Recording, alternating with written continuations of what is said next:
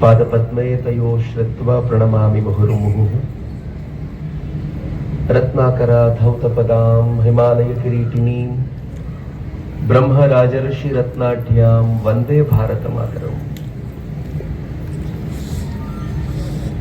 ವೇದಿಕೆ ಮೇಲೆ ಆಸನರಾಗಿರುವ ಪರಮ ಪೂಜ್ಯ ಸ್ವಾಮೀಜಿಯವರಿಗೆ, ಮಾತಾಜಿಯವರಿಗೆ, ವೇದಿಕೆಯ ಮುಂಭಾಗದಲ್ಲಿ ಆಸನರಾಗಿರುವ ಸ್ವಾಮೀಜಿಯವರಿಗೆ ಶ್ರದ್ಧೆಯ ನಮನಗಳನ್ನು ಸಮರ್ಪಿಸಿ, ಇಲ್ಲಿ ಉಪಸ್ಥಿತರಿರುವಂತಹ ಎಲ್ಲ ಆದರಣೀಯ ಗಣ್ಯರಿಗೆ ಮತ್ತು ಆಗಮಿಸಿರುವ ಈ ಊರಿನ ಸಮಸ್ತ ದೇಶಭಕ್ತ ಬಂಧುಗಳಿಗೆ ಮತ್ತು ಮಾತಾ ಭಗಿನಿಯರಿಗೆ ಅನಂತ ಕೋಟಿ ಪ್ರಣಾಮಗಳನ್ನು ಸಲ್ಲಿಸುತ್ತೇನೆ. ಕಳೆದ ಅನೇಕ ದಿನಗಳಿಂದ ಅನೇಕ ಹಿಂದೂ ಸಂಗಮದ ಕಾರ್ಯಕ್ರಮಗಳಿಗೆ ಹೋಗಿ ಬರ್ತಿದ್ದೀನಿ. ಒಂಥರ ಒಳಗೊಂದು ಆನಂದ ಶುರುವಾಗಿದೆ. ಆನಂದ ಯಾಕೆ ಅಂತಂದ್ರೆ, ನಮ್ಮ ಮೇಲೊಂದು ಸುಳ್ಳು ಆರೋಪ ಮಾಡ್ತಿದ್ರಲ್ಲ ಇಷ್ಟು ದಿನ ಅಂತ. ಏನು ಸುಳ್ಳು ಆರೋಪ? ಹಿಂದೂಗಳು ಯಾವತ್ತಿದ್ರೂ ಒಂದಾಗದಿಲ್ಲ ಅಂತ. ಬಹುಶಃ ನಂಗೆ ಗೊತ್ತಿಲ್ಲ, ರಾಘವೇಂದ್ರಜಿ ನನಗೆ ಕನ್ಫರ್ಮ್ ಮಾಡಬೇಕು. ಹೆಚ್ಚು ಕಡಿಮೆ ಕರ್ನಾಟಕದಲ್ಲಿ ಹಿಂದೂ ಸಂಗಮಗಳ ಸಂಖ್ಯೆ ಹೆಚ್ಚು ಕಡಿಮೆ ಮುಗಿಯೋ ವೇಳೆಗೆ 3,000 ಆಗಬಹುದಂತೆ. 3,000 ಹಿಂದೂ ಸಂಗಮಗಳು. ಪ್ರತಿ ಹಿಂದೂ ಸಂಗಮವು ಆಯಾ ಊರಿನ ಲೆಕ್ಕಕ್ಕೆ ತಕ್ಕಂತೆ ಹೀಗೆ ನಡೆಯುತ್ತೆ ಅಂತಂದ್ರೆ, ಕರ್ನಾಟಕ ಒಂದರಲ್ಲೇ ಇಷ್ಟು ಹಿಂದೂಗಳು ಏಕಕಾಲಕ್ಕೆ ಸೇರ್ತಾ ಇದ್ದಾರೆ ಅಂದ್ರೆ ಸಾಮಾನ್ಯವಾದ ಸಂಗತಿ ಅನ್ಕೊಂಡಿದ್ದೀರೇನು? ಹಿಂದೂಗಳು ಸೇರೋದಿಲ್ಲ ಅಂತ ಹೇಳಿದ್ರು. ಬಹಳ ಬಾರಿ ಏನಾಗುತ್ತೆ ಗೊತ್ತಾ, ಮನೆಯಲ್ಲಿ ನಾವು ಅಣ್ಣ ತಮ್ಮಂದ್ರು ಕಿತ್ತಾಡ್ತಿರ್ತೀವಿ, ಅಪ್ಪ ಅಮ್ಮಂದು ಬೈಕೋತಿರ್ತೀವಿ. ಅಣ್ಣ ತಮ್ಮಂದ್ರಲ್ಲ, ನಮಗೆ ನಡೀತಾ ಇರುತ್ತೆ ಇದು. ಹೊರಗಡೆಯಿಂದ ನಮ್ಮ ಮನೆ ನೋಡಿದವ್ರು ಅನ್ಕೊಳ್ತಾರೆ, ಈ ಮನೆಯವರು ಒಂದಾಗೇ ಇಲ್ಲಪ್ಪ, ಯಾವಾಗ್ಲೂ ಕಿತ್ತಾಡ್ತಿರ್ತಾರೆ ಅಂತ. ಆದ್ರೆ ಪಕ್ಕದ ಮನೆಯವ್ರು ಏನಾದ್ರು ನಮ್ಮ ಅಪ್ಪ ಅಮ್ಮನ ಬೈದ್ರೆ ಕೈ ಕಾಲು ಮುರಿದಾಕ್ಬಿಡ್ತೀವಿ, ಅಣ್ಣ ತಮ್ಮ ಇಬ್ರು ಸೇರಿ ಅನ್ನೋದು ನಮಗ ಅನುಭವ ಇರೋ ಸಂಗತಿ. ನೀವು ನಮ್ಮನ್ನ ಅಂತರಂಗಕ್ಕೆ ಬಂದು ನಮ್ಮ ಮನೆಗೆ ಬಂದು ನೋಡಿದಾಗ ನಾವು ಕಿತ್ತಾಡ್ತಿರೋದು ನಿಜ, ಕರೆಕ್ಟ್, ನಾವು ಕಿತ್ತಾಡ್ತಿದ್ದೀವಿ. ಆದ್ರೆ ಹೊರಗಡವನಾಗಿ ಬಂದು ತಂಟೆ ಮಾಡಿದ್ರೆ ನಾವು ಮನೆಯಲ್ಲಿರೋರೆಲ್ಲ ಒಂದಾಗಿ ಬಡಿತೀವಿ, ಹುಷಾರು ಅಂತ ಈ ದೇಶ ಯಾವತ್ತಿಂದಲೂ ಹೇಳ್ಕೊಂಡು ಬರ್ತಿದೆ. ಹೀಗಾಗಿ ನನಗೆ ಬಹಳ ಜನ ಬಂದು ಹೇಳ್ತಾರೆ, ಹಿಂದೂಗಳು ಒಂದುಗೂಡೋದಿಲ್ಲ. ಯಾಕಪ್ಪ ಒಂದುಗೂಡಬೇಕು? ಯುದ್ಧ ಬಂದಿದ್ಯಾ? ಏನಿಲ್ವಲ್ಲ, ನಾವ್ ಹೇಗಿದ್ದೀವೋ ಆಗಿದ್ದೀವಿ, ಬರ್ಲಿ ತೋರಿಸ್ತೀವಿ ಅಂತ ಸದಾಕಾಲ ಎಚ್ಚರಿಕೆಯಿಂದಿರುವಂತ ಜಾಗೃತ ಸಮಾಜ ನಮ್ದು ಅಂತ. ಬಹಳ ಜನ ನನ್ ಬಂದು ಹೇಳ್ತಾರೆ, ಚಕ್ರವರ್ತಿಯವರೇ, ಹಿಂದೂಗಳು ವಾರಕ್ಕೊಂದು ದಿನ ಸೇರ್ಬೇಕು. ಅನೇಕರು ವಾರಕ್ಕೊಂದು ದಿನ ಸೇರ್ತಾರೆ.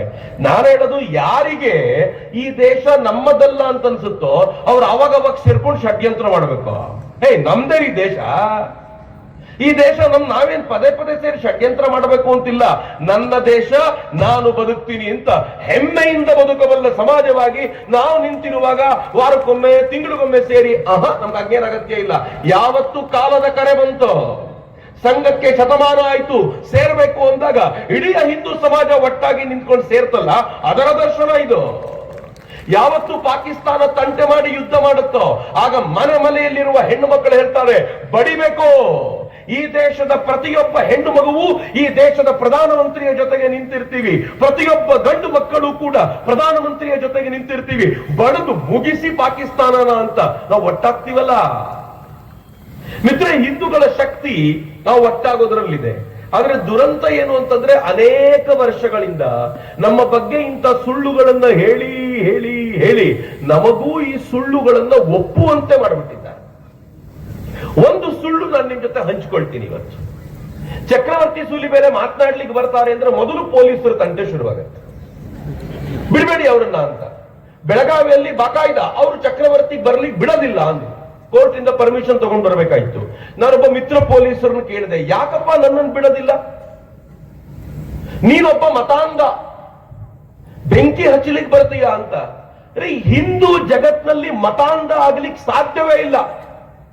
ಮತಾಂಧ ಅಂದ್ರೆ ಏನ್ ಗೊತ್ತಾ? ನನ್ನ ಮತ ಮಾತ್ರ ಶ್ರೇಷ್ಠ, ಇನ್ನೆಲ್ಲವೂ ಕನಿಷ್ಠ ಅಂತ ಯಾರು ವಾದಿಸ್ತಾರೋ ಅವ್ನು ಮತಾಂಧ. ನನ್ನ ಭಾಷೆ ಮಾತ್ರ ಶ್ರೇಷ್ಠ, ಬೇರೆ ಭಾಷೆ ಆಡೋರ ಕಪಾಳು ಹೊಡಿತೀವಿ ಅಂತ ಅಲ್ಲಿ ಉದ್ಧವ್ ಠಾಕ್ರೆ, ರಾಜ್ ಠಾಕ್ರೆ ಮಾಡಿದ್ರೆ ಅವ್ರು ಭಾಷಾಂಧರು. ಹಿಂದೂ ಯಾವತ್ತಾದ್ರೂ ಮತಾಂಧ ಆಗ್ಲಿಕ್ಕೆ ಸಾಧ್ಯನಾ? ಆಗದೇ ಇಲ್ಲ. ಯಾಕೆ ಅಂದ್ರೆ ನಾವು 33 ಕೋಟಿ ದೇವತೆಗಳನ್ನ ಪೂಜಿಸ್ತೀವ್ರಿ. 33 ಕೋಟಿ ದೇವತೆಗಳೊಂದಿಗೆ ನಿಮ್ದು ಒಂದ್ 2-3 ದೇವರು ಸೇರ್ಕೊಂಡ್ರೆ ನಮಗೇನ್ ನಷ್ಟ ಇಲ್ಲ. ಆದ್ರೆ ನೀವು ಒಂದು ದೇವರು ಮಾತ್ರ ಸತ್ಯ, ಈ ದೇವರು ಬಿಟ್ರೆ ಬೇರೆ ಯಾವ ದೇವರು ಇಲ್ಲ ಅಂತ ಪ್ರತಿದಿನ ಹೇಳುವ ಜನ ಯಾರಿದ್ದಾರೋ ಅವರು ಮತಾಂಧರೋ. ದೇವರ ಕೋಣೆಯಲ್ಲಿ 28 ದೇವರುಗಳನ್ನಿಟ್ಟು ಪೂಜೆ ಮಾಡುವ ನಾನು ಮತಾಂಧನೋ? ಉತ್ತರ ಕೊಡಲ್ಲ. ಮಿತ್ರ, ಯಾರು ಮತಾಂಧ? ಜಗತ್ನಲ್ಲಿ ಹಿಂದೂ ಧರ್ಮದ ಶಾಸ್ತ್ರ ಗ್ರಂಥಗಳು ಯಾವುವು? ವೇದಗಳು ನಮ್ಮ ಶಾಸ್ತ್ರ ಗ್ರಂಥಗಳು, ಉಪನಿಷತ್ತುಗಳು ನಮ್ಮ ಶಾಸ್ತ್ರ ಗ್ರಂಥಗಳು, ರಾಮಾಯಣ ಮಹಾಭಾರತಗಳು ನಮ್ಮ ಶಾಸ್ತ್ರ ಗ್ರಂಥಗಳು, ಆಗಮ ಶಾಸ್ತ್ರಗಳು ನಮ್ಮ ಶಾಸ್ತ್ರ ಗ್ರಂಥಗಳು. ಎಷ್ಟು ಶಾಸ್ತ್ರ ಗ್ರಂಥಗಳು! ಶರಣರಿಗೆ ತಮ್ಮದೇ ಆಗಿರುವಂತ ವಚನಗಳಿವೆ, ಆ ಕಡೆ ಜೈನರಿಗೆ ತಮ್ಮದೇ ಆಗಿರುವಂತ ಶಾಸ್ತ್ರ ಗ್ರಂಥ ಇದೆ, ಬೌದ್ಧರಿಗೆ ತಮ್ಮದೇ ಆಗಿದ್ದಿದೆ. ಎಲ್ಲವನ್ನೂ ಅನುಸರಿಸುವಂತ ಹಿಂದೂ ಮತಾಂಧರು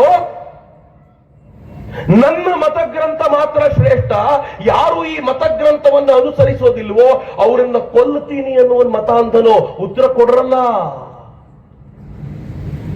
ನನ್ನ ಒಂದೇ ಒಂದು ಮತಗ್ರಂಥ ಮಾತ್ರ ಶ್ರೇಷ್ಠ, ಅದು ಮತಾಂಧತೆಯೋ ಅಥವಾ ಇಷ್ಟೆಲ್ಲ ಶಾಸ್ತ್ರ ಗ್ರಂಥಗಳು ನಮ್ಮದ್ದು ಅಂತ ಹೆಮ್ಮೆಯಿಂದ ಹೇಳ್ಕೊಳ್ಳೋ ನಾವು ಶ್ರೇಷ್ಠರು? ಮಿತ್ರ, ಯೋಚನೆ ಮಾಡಿ. ಹಿಂದುವನ್ನ ಮತಾಂಧ ಅಂತವರೆಲ್ಲ ಕೇಳ್ಕೊಳ್ಳಿ. ಹಿಂದುವಿಗೆ ಪ್ರವಾದಿ ಅಂದ್ರೆ ಯಾರು? ಹಿಂದುವಿನ ಪಾಲಿಗೆ, ಹಿಂದುವಿನ ಈ ಧರ್ಮದ ಮುಖ್ಯಸ್ಥರು ಯಾರು ಅಂತ ಕೇಳಿದ್ರೆ ನಾನು ಹೇಳ್ತೀನಿ ವಿಶ್ವಾಮಿತ್ರರು, ಅತ್ರಿಗಳು, ಭರದ್ವಾಜರು, ಆ ಕಡೆ ತುಕಾರಾಮರು, ಈ ಕಡೆ ಜ್ಞಾನೇಶ್ವರರು, ಆ ಕಡೆ ರಮಣ ಮಹರ್ಷಿಗಳು, ಈ ಕಡೆ ರಾಮಕೃಷ್ಣರು, ಆ ಕಡೆ ವಿವೇಕಾನಂದರು, ಆ ಕಡೆ ಶ್ರದ್ಧಾನಂದರು, ಆ ಕಡೆ ದಯಾನಂದರು, ಈ ಕಡೆ ಮೀರಾಬಾಯಿ, ಆ ಕಡೆ ಅಕ್ಕಮಹಾದೇವಿ, ಇಲ್ಲಿ ಅಣ್ಣ ಬಸವಣ್ಣ, ಅಲ್ಲಿ ಅಲ್ಲಮ್ಮ ಪ್ರಭುಗಳು. ಅವತ್ತಿನಿಂದ ಇವತ್ತಿನವರೆಗೂ 106 ಋಷಿಗಳನ್ನ ಒಪ್ಪಿಕೊಂಡಂತ ಸಮಾಜ ನಮ್ಮದು. ನಮ್ದು ಒಬ್ಬರೇ ಒಬ್ರು ಅಂತ ಹೇಳಿದ್ದಲ್ಲರಿ. ಮತಾಂಧತೆ ಅವರದ್ದು, ಮತಾಂಧತೆ ನಮ್ಮದ್ದು. ಉತ್ತರ ಕೊಡಬೇಕಲ್ಲ ಮಿತ್ರ. ಹಿಂದೂ ಸಮಾಜದ ಶಕ್ತಿ ನಾನು ಇಲ್ಲಿ ನಿಂತ್ಕೊಂಡು ನಿಮ್ಮ ಮುಂದೆ ಇವತ್ತು ಧೈರ್ಯವಾಗಿ ಹೇಳ್ತೀನಿ. ಹಿಂದೂವಿನ ಚಕ್ರವರ್ತಿ ಸೂಲಿಬೇಲೆಯನ್ನ ಇಲ್ಲಿ ಕುಳಿತಿರುವವರನ್ನ ಮತಾಂಧರು ಅಂತ ಹೇಳೋರೆಲ್ಲ ಕೇಳಿಸ್ಕೊಳ್ಬೇಕು. ಕಾರ್ಯಕ್ರಮದ ಕೊನೆಯಲ್ಲಿ ಪ್ರಾರ್ಥನೆ ಮಾಡುವಾಗ ಏನ್ ಮಾಡ್ತೀವಿ ಗೊತ್ತಾ? ಸರ್ವೇ ಭವಂತು ಸುಖಿನಃ, ಸರ್ವೇ ಸಂತು ನಿರಾಮಯಾಃ, ಸರ್ವೇ ಭದ್ರಾಣಿ ಪಶ್ಯಂತು, ಮಾ ಕಶ್ಚಿತ್ ದುಃಖ ಭಾಗ್ ಭವೇತ್. ಎಲ್ಲರೂ ಆರಾಮಾಗಿರ್ಲಿ, ಎಲ್ಲರೂ ಖುಷಿಯಾಗಿರ್ಲಿ, ಎಲ್ಲರೂ ಒಳ್ಳೆ ಇದನ್ನ ನೋಡ್ಲಿ, ಎಲ್ಲರೂ ಆನಂದವಾಗಿರ್ಲಿ. ಎಲ್ಲರೂ ಅಂದ್ರೆ ಯಾರ್ರಿ? ಹೇಳಿದ ಋಷಿಗಳು ಗಂಡಸರು, ಹಿಂಗಾಗಿ ಗಂಡಸರು ಮಾತ್ರ ಅಂತಾನ? ಹೇಳಿದ ಋಷಿಗಳು ಹಿಂದೂಗಳು, ಹಿಂಗಾಗಿ ಹಿಂದೂಗಳು ಮಾತ್ರ ಅಂತಾನ? ಹೇಳಿದ ಋಷಿಗಳು ಮನುಷ್ಯರು, ಹೀಗಾಗಿ ಮನುಷ್ಯರು ಮಾತ್ರನ ಅಂತ ಕೇಳಿದ್ರೆ ಅಲ್ಲರಿ. ಈ ದೇಶದ ಸಂಪ್ರದಾಯ ಹೇಳುತ್ತೆ ಜಗತ್ತಿನ ಮೂಲೆ ಮೂಲೆಯಲ್ಲಿರುವಂತ ಮನುಷ್ಯರು ಮಾತ್ರವಲ್ಲದೆ ಪಶು ಪಕ್ಷಿ ಕ್ರಿಮಿ ಕೀಟ ಏನೇನಿವೆಯೋ ಎಲ್ಲರೂ ಆನಂದವಾಗಿರ್ಲಿ ಅಂತ ಪ್ರಾರ್ಥಿಸುವಂತ ಚಕ್ರವರ್ತಿ ಸೂಲಿಬೇಲೆ ಮತಾಂಧನ? ಅಥವಾ ನನ್ನ ಧರ್ಮವನ್ನ ಪಾಲಿಸದೇ ಇರೋರ್ನೆಲ್ಲ ತಲೆ ಕಡಿತೀನಿ ಸರ್ ತನ್ಸೆ ಜುದಾ ಅಂತ ಹೇಳೋನ್ ಮತಾಂಧನ? ಹೇಳ್ರಪ್ಪ. ನನ್ನನ್ ಮತಾಂಧ ಅಂದ್ಬಿಟ್ರಲ್ಲ, ಕೇಸರಿ ಶಾಲ್ ಹಾಕೊಂಡಿದ್ದಕ್ಕೆ ಮತಾಂಧ ಅಂತ ಕರೆದ್ರಲ್ಲ. ಈ ದೇಶದಲ್ಲಿ ಈ ತರದ ಅಪಸವ್ಯಗಳು ಎಷ್ಟು ನಡೆದಿವೆ ಅಂತಂದ್ರೆ ನಾನಿವತ್ತು ಇನ್ನೇನು ಮಾತಾಡಲ್ಲ ರೀ. ನಾನು ನನ್ನ ಧರ್ಮದ ಬಗ್ಗೆ ಹೆಮ್ಮೆಯಿಂದ ಹೇಳ್ಕೊಳ್ತೀನಿ. ನಾನು ಹಿಂದೂ ಅಂತ ಕರೆಯುವಾಗ ಯಾರಾದರೂ ನಾನು ಹಿಂದೂ ಅಂತ ಕರೆಯುವಾಗ ಕೈ ಬಿಟ್ಕೊಂಡು ಹೇಳೋದ್ ಪ್ರಮೇಯವೇ ಇಲ್ಲ. ನಾನು ಹೆಮ್ಮೆಯಿಂದ ಹೇಳ್ತೀನಿ ನಾನು ಹಿಂದೂ, ಎದೆ ತಟ್ಕೊಂಡು ಹೇಳ್ತೀನಿ ನಾನು ಹಿಂದೂ ಅಂತ. ಯಾಕೆಂದ್ರೆ ಅಂತ ಪರಂಪರೆಗೆ ಸೇರಿದವನು ಅಂತ ಹೆಮ್ಮೆ ಇದೆ. ಒಂದ್ 4 ಸಂಗತಿ ಹೇಳಿದ್ರೆ ನನ್ನ ಭಾಷಣ ಮುಗಿತು. ಮೊದಲನೇದು, ಜಗತ್ತಿನ ಅತ್ಯಂತ ಪ್ರಾಚೀನ ಧರ್ಮಕ್ಕೆ ಸೇರಿದವನು ನಾನು. ಸ್ವಾಮಿ ವಿವೇಕಾನಂದರು ಅಮೆರಿಕಾದ ವೇದಿಕೆ ಮೇಲೆ ನಿಂತ್ಕೊಂಡ್ರು. 30 ವರ್ಷದ ತರುಣ ಸನ್ಯಾಸಿ ಅಮೆರಿಕಾದ ವೇದಿಕೆಯ 7,000 ಜನರ ಮುಂದೆ ನಿಂತ್ಕೊಂಡು ಮಾತನಾಡ್ತಾ ಏನ್ ಹೇಳ್ತಾರೆ ಗೊತ್ತಾ? ನಾನು ಯಾವ ಧರ್ಮದಿಂದ ಬಂದಿದ್ದೀನಿ ಗೊತ್ತಾ? ನಿಮ್ಮ ದೇಶದಿಂದ ನಿಮ್ಮ ಧರ್ಮೀಯರನ್ನೇ ನೀವು ಓಡಿಸಿದಾಗ ಅವರಿಗೆ ಜಗತ್ನಲ್ಲಿ ಯಾರು ಆಶ್ರಯ ಕೊಡ್ಲಿಲ್ಲ, ಅಂತವರಿಗೂ ಆಶ್ರಯ ಕೊಟ್ಟಂತ ಶ್ರೇಷ್ಠ ಧರ್ಮದಿಂದ, ಶ್ರೇಷ್ಠ ನಾಡಿನಿಂದ ಬಂದಿದ್ದೀನಿ ನಾನು ಅಂತ ವಿವೇಕಾನಂದರು ಹೆಮ್ಮೆಯಿಂದ ಹೇಳ್ಕೊಂಡ್ರಲ್ಲ. ಆ ಧರ್ಮದ ಇವತ್ತಿನ ಪರಂಪರೆಯನ್ನು ನಾನು ಎದೆ ತಟ್ಕೊಂಡು ಹೇಳ್ದೆ. ಇನ್ ಹೆಂಗ್ರೆ ಹೇಳಿ? ಜಗತ್ತಿನ ಅತ್ಯಂತ ಪ್ರಾಚೀನ ಧರ್ಮ ರೀ ಇಸ್ಲಾಂ. ಹುಟ್ಟಿ ಇವತ್ತಿಗೆ 1400 ವರ್ಷ. ಪೊಲೀಸರು FIR ಮಾಡೋಂಗಿಲ್ಲ ಇದಕ್ಕೆ, ಫ್ಯಾಕ್ಟ್ ಇದು. ನಮ್ಮ ಪೊಲೀಸರು ಯಾವ್ದಕ್ ಬೇಕಿದ್ರು FIR ಮಾಡ್ತಾರೆ ಇವತ್ತು. ಒಂದು ಫ್ಯಾಕ್ಟ್, ಇಸ್ಲಾಂ ಹುಟ್ಟಿ 1400 ವರ್ಷ, ಕ್ರಿಶ್ಚಿಯಾನಿಟಿ ಹುಟ್ಟಿ 2000 ವರ್ಷ. ಕ್ರಿಶ್ಚಿಯನ್ರ ಪ್ರಕಾರ ಭೂಮಿ ಹುಟ್ಟಿ 4000 ವರ್ಷ. ಆದ್ರೆ ನಮಗ್ ಗೊತ್ತಿಲ್ಲ ಬಹಳ ಜನರಿಗೆ ಇದು ಕಲಿಯುಗಾಬ್ದ 5127ನೇ ವರ್ಷ.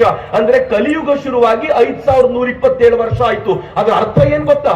ಈ ಕಲಿಯುಗ ಶುರುವಾಗೋಕ್ಕಿಂತ ಮುಂಚೆ ಕೃಷ್ಣ ಓಡಾಡ್ತಿದ್ದ ಅಂತಂದ್ರೆ ಕೃಷ್ಣ ಹುಟ್ಟಿ 5000 ವರ್ಷ, ರಾಮ ಹುಟ್ಟಿ 8000 ವರ್ಷ. ಮಿನಿಮಮ್ ನಂಬರ್ ಹೇಳ್ತಿರೋದು ನಾನು.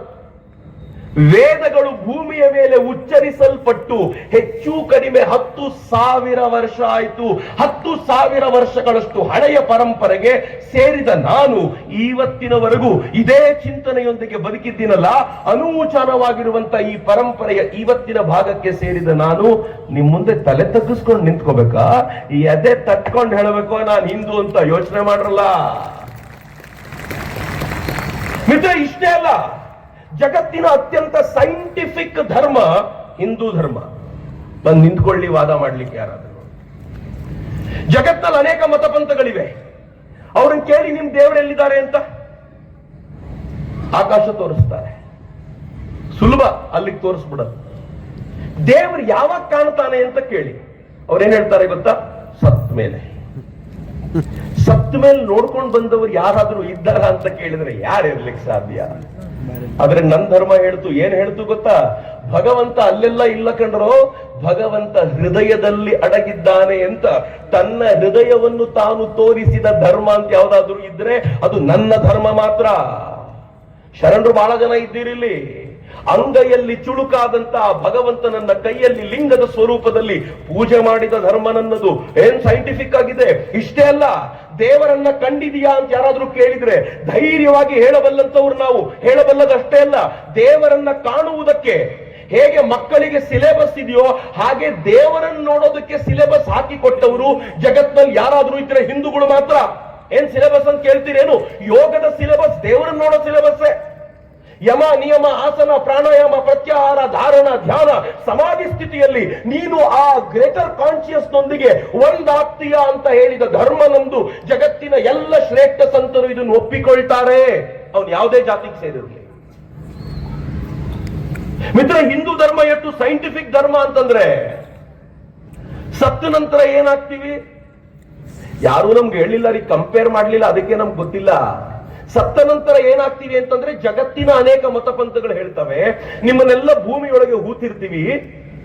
ಫೈನಲಿ ಒಂದು ದಿನ ಜಗತ್ನಲ್ಲಿ ಎಲ್ಲರೂ ಸತ್ತ ಮೇಲೆ, ಸರಿಯಾಗಿ ಕೇಳಿಸ್ಕೊಳ್ಳಿ, ಜಗತ್ನಲ್ಲಿ ಎಲ್ಲರೂ ಸತ್ತ ಮೇಲೆ ಭಗವಂತ ಬರ್ತಾನೆ, ಬಂದು ಎಲ್ಲರನ್ನು ಎಬ್ಬಿಸಿ ನೀವು ಮಾಡಿದ ಪಾಪಕ್ಕೆ ನಿಮ್ಮನ್ನ ನರಕಕ್ಕೆ ಕಳಿಸ್ತಾನೆ, ನೀವು ಪುಣ್ಯ ಮಾಡಿದ್ರೆ ನಿಮ್ಮನ್ನ ಸ್ವರ್ಗಕ್ಕೆ ಕಳಿಸ್ತಾನೆ.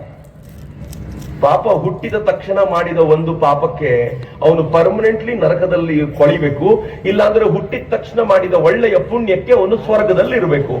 ಇಮ್ಯಾಜಿನ್ ಮಾಡಿ, ಹುಟ್ಟಿದ ತಕ್ಷಣ ಮಗು ಸತ್ತೋಗ್ಬಿಟ್ರೆ ಅದು ಸ್ವರ್ಗಕ್ಕೆ ಹೋಗ್ಬೇಕು, ನರಕಕ್ಕೆ ಹೋಗ್ಬೇಕು? ಗೊತ್ತಿಲ್ಲ ರೀ. ಆದ್ರೆ ನನ್ನ ಧರ್ಮ ಏನ್ ಹೇಳುತ್ತೆ ಗೊತ್ತಾ? ನಿನ್ನ ಹೂತಾದ್ರೂ ಹುಳ್ಳಿ, ನಿನ್ನನ್ನು ಸುಟ್ಟಾದ್ರೂ ಸುಡ್ಲಿ, ಈ ದೇಹಕ್ಕೆ ಬೆಲೆ ಇಲ್ಲ ಕಣೋ. ಒಳಗಿರುವಂತ ಆತ್ಮಶಕ್ತಿಗೆ ಬೆಲೆ ಇದೆ. ಅದರದೊಂದು ಯಾತ್ರೆ ನಡೆಯುತ್ತೆ, ಅದು ಯಾತ್ರೆ ಮುಗಿಸಿ ಮತ್ತೊಂದು ಜನ್ಮವನ್ನ ತಗೊಂಡ್ ಬರುತ್ತೆ. ನೀನು ಮಾಡಬಾರದನ್ನು ಮಾಡಿದ್ರೆ ನೀನೇ ಅನುಭವಿಸಬೇಕು, ನೀನು ಒಳ್ಳೆ ಕೆಲಸ ಮಾಡಿದ್ರೆ ನೀನೇ ಅನುಭವಿಸಬೇಕು ಅಷ್ಟೇ. ಇದರಲ್ಲಿ ಮಧ್ಯ ಯಾರು ಬಂದು ಇದನ್ನು ತಡಿಲಿಕ್ಕೆ ಆಗೋದಿಲ್ಲ ಅಂತ ಹೇಳುವಂತ ಶ್ರೇಷ್ಠ ಕರ್ಮ ಸಿದ್ಧಾಂತವನ್ನ ಕೊಟ್ಟಿದ್ದು ನಾವು. ಇಡೀ ಜಗತ್ತು ಇದ್ರ ಕುರಿತಂತೆ ಹೆಮ್ಮೆಯಿಂದ ಮಾತನಾಡುತ್ತೆ ಇವತ್ತು. ಎಷ್ಟು ಸೈಂಟಿಫಿಕ್ ನಾವು. ಜಗತ್ತಿನ ಅನೇಕ ಜನ, ಅನೇಕ ಮತಪಂಥಗಳು ಇವತ್ತು ಅವರು ಮತಗ್ರಂಥಗಳಲ್ಲಿ ಭೂಮಿಯ ಆಕಾರ ಹೇಗಿದೆ ಅಂತಂದ್ರೆ ಫ್ಲಾಟ್ ಆಗಿದೆ, ಚಪ್ಪಟ್ಟೆಯಾಗಿದೆ ಅಂತಾರೆ, ಅದನ್ನು ವಾದಿಸ್ತಾರೆ. ಆದ್ರೆ ಭೂಮಿಯನ್ನ ಭೂಗೋಳ ಅಂತ ಕರೆದಂತ ಧರ್ಮ ಯಾವ್ದಾದ್ರು ಇದ್ರೆ ಅದು ಹಿಂದೂ ಧರ್ಮ ಮಾತ್ರ. ಏನ್ ಸೈಂಟಿಫಿಕ್ ನಮ್ದು ಮಿತ್ರ. ನಮ್ ಸೈನ್ಸ್ ಬಗ್ಗೆ ಮಾತನಾಡ್ತಿರಲ್ಲ, ಕೇಳಿಸ್ಕೊಳ್ಳಿ. ಜ್ಯೋತಿಷ್ಯ ಎಂತದ್ದು, ವಾರ, ತಿಥಿ, ನಕ್ಷತ್ರ ಹೇಗೆ ಎಕ್ಸಾಕ್ಟ್ ಆಗಿ ಅನೇಕ ಶತ ಸಹಸ್ರ ಮಾನಗಳಿಂದಲೂ ಕೂಡ ಇವತ್ತಿನವರೆಗೂ ಫಾಲೋ ಮಾಡ್ಕೊಂಡು ಬಂದಿದ್ದೀವಿ. ಎಂತ ಅದ್ಭುತವಾದ ಗಣಿತ. ನಮ್ ಜ್ಯೋತಿಷ್ಯ ಅಂತಂದ್ರೆ ಫಲ ಜ್ಯೋತಿಷ್ಯ ಅಂತಾರೆ. ಅವ್ರು ಜ್ಯೋತಿಷ್ಯ ಹತ್ರ ಹೋಗ್ತಾರೆ, ಏನೋ ಕೇಳ್ಕೊಂಡು ಬರ್ತಾರೆ ಅಂತ. ಅದೆಲ್ಲ ಅದು ನಮಗೆ ಬೇಕಾದಂತೆ ರೂಪಿಸಿರುವಂತದ್ದು. ಆದ್ರೆ ಜ್ಯೋತಿಷ್ಯ ಅಂತಂದ್ರೆ ವಾರ, ತಿಥಿ, ನಕ್ಷತ್ರ ಏನ್ ಚೆನ್ನಾಗಿ ಜೋಡಿಸಲಾಗಿದೆ ಮಿತ್ರ. ನಮ್ಮಲ್ಲಿ 12 ತಿಂಗಳು ಮಾಸಗಳು: ಚೈತ್ರ, ವೈಶಾಖ, ಜ್ಯೇಷ್ಠ, ಆಷಾಢ, ಶ್ರಾವಣ, ಭಾದ್ರಪದ, ಅಶ್ವಯುಜ, ಕಾರ್ತಿಕ, ಮೃಗಶಿರ, ಪುಷ್ಯ, ಮಾಘ, ಪಾಲ್ಗುಣ. ಕರೆಕ್ಟ್ ಆಗಿ ಇಂಗ್ಲಿಷ್ ನಲ್ಲಿ 12 ತಿಂಗಳು ಯಾಕ್ರಿ? ಯಾಕೆ? ನಾವು ಸೂರ್ಯವಾರ ಭಾನುವಾರ ಅಂತ ಕರಿತೀವಿ, ಸೂರ್ಯನಿಗೆ ಸೇರಿದ್ದು. ಅವ್ರು ಸಂಡೇ ಅಂತ ಕರೀತಾರೆ. ಹೆಂಗ್ರಿ? ನಾವು ಚಂದ್ರನ ವಾರ ಅಂತ ಕರಿತೀವಿ, ಸೋಮವಾರ. ಅವ್ರು ಮೂಂಡೇ ಅಂತ ಕರೀತಾರೆ. ಯಾಕ್ರಿ? ನೀವು ನಮ್ ಜ್ಯೋತಿಷ್ಯವನ್ನು ಆಡ್ಕೊಳ್ಳೋರಲ್ಲ, ನಾವು ಶನಿವಾರ ಅಂತ ಕರಿತೀವಿ, ಅವ್ರು ಸ್ಯಾಟರ್ನ್ ಡೇ ಅಂತ ಕರೀತಾರೆ. ಯಾಕ್ರಿ? ನಾವು ನಮ್ಮ ಹಿಂದೂ ಧರ್ಮವನ್ನ ಈ ಆಂಗಲ್ ಅಲ್ಲಿ ಯಾವತ್ತೂ ನೋಡ್ಲೇ ಇಲ್ಲ. ಮಿತ್ರ, ನನ್ನ ಧರ್ಮ ಎಷ್ಟು ಅದ್ಭುತ ಅಂತಂದ್ರೆ, ರಾಮ ಹುಟ್ಟಿದ್ ಯಾವತ್ತು ಅಂತ ಕೇಳಿದ್ರೆ ನಮ್ಮ ಊರಿನ ತರುಣನಿಗೂ ಗೊತ್ತು. ಅವನು ಹೇಳ್ತಾನೆ, ಚೈತ್ರ ಮಾಸದ ಶುಕ್ಲ ಪಕ್ಷದ ನವಮಿಯ ದಿನ ರಾಮ ಹುಟ್ಟಿದ, ಆವಾಗ ಪುನರ್ವಸು ನಕ್ಷತ್ರ ಇತ್ತು ಅಂತ ಪ್ರತಿಯೊಬ್ಬ ಅರ್ಚಕನಿಗೂ ಗೊತ್ತು, ಸ್ವಲ್ಪ ಮಟ್ಟಿಗೆ ತಿಳ್ಕೊಂಡವ್ರಿಗೆಲ್ರಿಗೂ ಗೊತ್ತು. ಹಿಂಗಾಗಿ ಇವತ್ತಿಗೂ ಚೈತ್ರ ನವಮಿಯನ್ನ ರಾಮ ಹುಟ್ಟಿದ ದಿನ ಅಂತ ಆಚರಿಸ್ತೀವಿ. ಎಷ್ಟು ದಿನಗಳಿಂದ? 8,000 ವರ್ಷಗಳಿಂದ. ಹೇಳಿ, ನನ್ನ ಧರ್ಮ ಗ್ರೇಟ್ ಅಲ್ವೇನೋ? ಮಿತ್ರ, ಕೃಷ್ಣ ಯಾವಾಗ ಹುಟ್ಟಿದ, ಯಾವಾಗ ಕುರುಕ್ಷೇತ್ರ ಯುದ್ಧ ಆಯ್ತು, ಯಾವಾಗ ಏನೇನಾಯ್ತು ಅನ್ನೋದರ ಗ್ರಹಗಳ ಆಧಾರದ ಮೇಲೆ ನಮ್ಮಲ್ಲಿ ಏನು ವರ್ಣನೆ ಮಾಡಿದಾರೋ ಅದಕ್ಕೆ ತಕ್ಕಂತೆ ಕೃಷ್ಣನ ಹುಟ್ಟಿದ ದಿನವನ್ನ ಎಲ್ಲವನ್ನೂ ಕೂಡ ಇವತ್ತಿನ ದಿನದಲ್ಲಿ ಸೈಂಟಿಫಿಕ್ ಆಗಿ ಲೆಕ್ಕ ಹಾಕ್ಲಿಕ್ಕೆ ಸಾಧ್ಯವಾಗಿದೆ. ಇದು ಭಾರತದ, ಇದು ಹಿಂದೂಗಳ ತಾಕತ್ತು ಅಂತ ಖುಷಿ ಪಡೋದು ಬೇಡವೇನು? ಯಾರ್ಯಾರಿಗಿದ ಅರ್ಥ ಆಗೋದಿಲ್ವೋ ಅರ್ಧಂಬರ್ಧ ಮಾತಾಡ್ತಿರ್ತಾರೆ ಅಷ್ಟೇ. ಬೇಜಾರು ಮಾಡ್ಕೋಬಾರದು ನಾವು. ಉದಾಹರಣೆಗೆ ನಾನು ಹೇಳ್ತೀನಿ, ನಮ್ಮಲ್ಲಿ ಹೇಳಿದ್ರು ಅಮಾವಾಸ್ಯೆ ದಿನ ಒಳ್ಳೆ ಕೆಲಸ ಮಾಡಬೇಡ ಕಣ. ಯಾಕೆ ಹೇಳಿದ್ರು ಗೊತ್ತಾ? ನಮ್ಮಲ್ಲೊಂದು ಮಾತಿದೆ, ಚಂದ್ರಮ ಮನಸೋ ಜಾತಃ ಚಕ್ಷು ಸೂರ್ಯೋ ಅಜಾಯತ. ಸೂರ್ಯನಿಗೂ ಕಣ್ಣಿಗೂ ಸಂಬಂಧ, ಚಂದ್ರನಿಗೂ ಮನಸ್ಸಿಗೂ ಸಂಬಂಧ. ಇದು ಮಂತ್ರದಲ್ಲಿ ಹೇಳಿದ್ದಾರೆ ಅಂತ ಒಪ್ಕೊಳ್ಬೇಡ್ರಿ. ನೀವ್ ಯಾರಾದ್ರೂ ಕೇಳಿದ್ರೆ ಗೊತ್ತಾಗುತ್ತೆ. ಮನೆಯಲ್ಲಿ ಸ್ವಲ್ಪ ಮಾನಸಿಕ ವಿಭ್ರಾಂತಿಗೆ ಒಳಗಾಗಿರೋರು ಹುಣ್ಣಿಮೆಗೆ ಮತ್ತು ಅಮಾವಾಸ್ಯೆಗೆ ತಕ್ಕಂತೆ ಬಿಹೇವ್ ಮಾಡಿರೋದನ್ನ ನೀವು ನೋಡಿದ್ದೀರಾ? ಅಂದ್ರೆ ಮನಸ್ಸಿಗೂ ಚಂದ್ರನಿಗೂ ಹತ್ತಿರದ ಸಂಬಂಧ. ಅದಕ್ಕೆ ನಮ್ಮವ್ರು ಏನ್ ಹೇಳಿದ್ರು ಗೊತ್ತಾ? ನೀನು ಅಮಾವಾಸ್ಯೆ ದಿನ ಏನಾದ್ರೂ ಒಳ್ಳೆ ಕೆಲಸ ಮಾಡ್ಲಿಕ್ಕೆ ಹೋದ್ರೆ ಮನಸ್ಸು ಕೆಟ್ಟ ಸ್ಥಿತಿಯಲ್ಲಿರುತ್ತೆ, ಮಾಡ್ಬೇಡ. ಅವತ್ತು ಹುಣ್ಣಿಮೆಯ ದಿನ ಎಷ್ಟಾದ್ರೂ ಒಳ್ಳೆ ಕೆಲಸ ಮಾಡು, ಮನಸ್ಸು ಹೈಯರ್ ಸ್ಟೇಟ್ ನಲ್ಲಿ ಇರುತ್ತೆ ಅಂತ. ಏನ್ ಚಂದದ ಮಾತು! ಯಾರಾದ್ರೂ ಅಮಾವಾಸ್ಯೆ ದಿನನೇ ಒಳ್ಳೆ ಕೆಲಸ ಮಾಡ್ತೀನಿ ಅಂತಂದ್ರೆ ಮಾಡಪ್ಪ.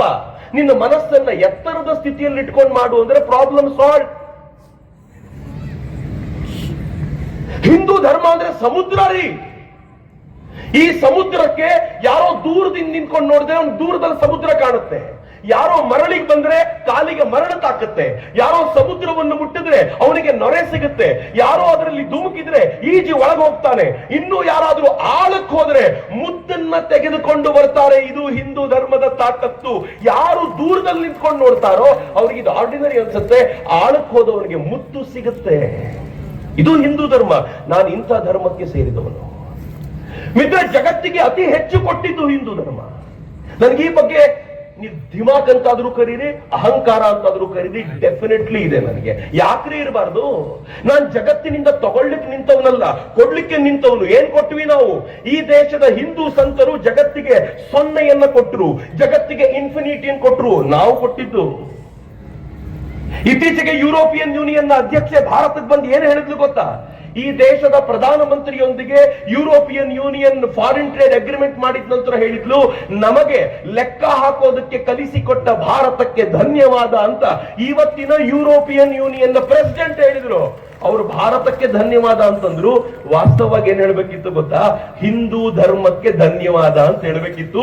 ನಾವೇ ಧೈರ್ಯವಾಗಿ ಹೇಳ್ಕೊಳಲ್ಲ, ಅವ್ರು ಯಾಕೆ ಹೇಳ್ತಾರೆ? ಈ ದೇಶ ಹೇಗೆ ಜಗತ್ತಿಗೆ ಭೂಗೋಳ ಮತ್ತು ಖಗೋಳದ ಆರಂಭದ ಪುಟಗಳನ್ನು ನಾವು ಬರೆದಿದ್ದು, ಜಗತ್ತಿನ ಪ್ರಾಣಿಶಾಸ್ತ್ರ ಸಸ್ಯಶಾಸ್ತ್ರದ ಆರಂಭದ ಪುಟಗಳನ್ನು ನಾವು ಬರೆದಿದ್ದು, ಜಗತ್ತಿನ ಮೊತ್ತ ಮೊದಲ ಪ್ಲಾಸ್ಟಿಕ್ ಸರ್ಜರಿ ನಡೆದಿದ್ದು ಈ ದೇಶದಲ್ಲಿ ಮತ್ತು ಮಾಡಿದ್ದು ಹಿಂದೂಗಳು. ನಾವು ಹೆಮ್ಮೆ ಪಡಬೇಕಾದ ಸಂಗತಿ ಎಷ್ಟೊಂದಿದೆ. ಇಲ್ಲಿಗೆ ಮುಗಿಲಿಲ್ಲ. ಜಗತ್ತಿನ ಮೊತ್ತ ಮೊದಲ ವಿಶ್ವವಿದ್ಯಾಲಯವನ್ನ ಕಟ್ಟಿದ್ಯಾರು ಅಂತಂದ್ರೆ ಹಿಂದೂಗಳೇ ಕಟ್ಟಿದ್ದು. ಮತ್ತು ನಲಂದಾ ವಿಶ್ವವಿದ್ಯಾಲಯದ ಸ್ವರೂಪದಲ್ಲಿ ಜಗತ್ತಿನ 100ಕ್ಕೂ ಹೆಚ್ಚು ರಾಷ್ಟ್ರಗಳಿಂದ ಜನರನ್ನ ಆಕರ್ಷಿಸ್ತಾ ಇತ್ತಲ್ಲ, ಇದು ನಲಂದಾ ವಿಶ್ವವಿದ್ಯಾಲಯದ ಕೆಪಾಸಿಟಿ. ಆದ್ರೆ ಆಕ್ರಮಕ ಮುಸಲ್ಮಾನರು ಏನ್ ಮಾಡಿದ್ರು? ನಿಮ್ ಯೋಗ್ಯತೆಗೆ ಒಂದು ಯೂನಿವರ್ಸಿಟಿ ಕಟ್ಟೋ ಯೋಗ್ಯತೆ ಇಲ್ಲ ನಿಮಗೆ, ಯುದ್ಧ ಯೂನಿವರ್ಸಿಟಿ ನಾಶ ಮಾಡಿ ಬೆಂಕಿ ಹಚ್ಚಿದ್ರು ಅಷ್ಟೇ. ಭಕ್ತಿಯಾರ್ ಖಿಲ್ಜಿ ನಲಂದಾದ ಮೇಲೆ ದಾಳಿ ಮಾಡಿ ಏನ್ ಮಾಡಿದ ಗೊತ್ತಾ? ನಲಂದಾದಲ್ಲಿ ಓದ್ಲಿಕ್ಕೆ ಅಂತಿದ್ದ ಸಾಮಾನ್ಯ ವಿದ್ಯಾರ್ಥಿಗಳ ತಲೆ ಕಡಿದ, ಓದ್ಲಿಕ್ಕೆ ಕೂತವ್ರನ್ನ.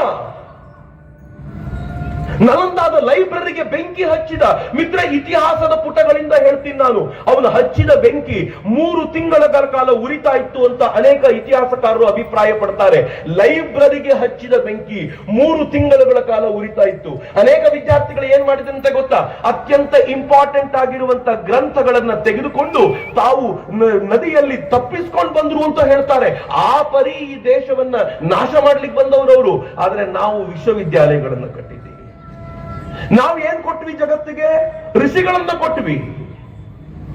ಆದ್ರೆ ನೀವೇನ್ ಕೊಟ್ರಿ ಕೇಳಿ. ಯಾವಾಗಲ ಯಾರಾದ್ರೂ ಮಾತನಾಡ್ಲಿಕ್ಕೆ ಬಂದು ಇದೆಲ್ಲ ಮಾತಾಡೋರು ಕೇಳಿ, ನಾವು ಋಷಿಗಳನ್ನು ಕೊಟ್ಟಿದ್ದೀವಪ್ಪ.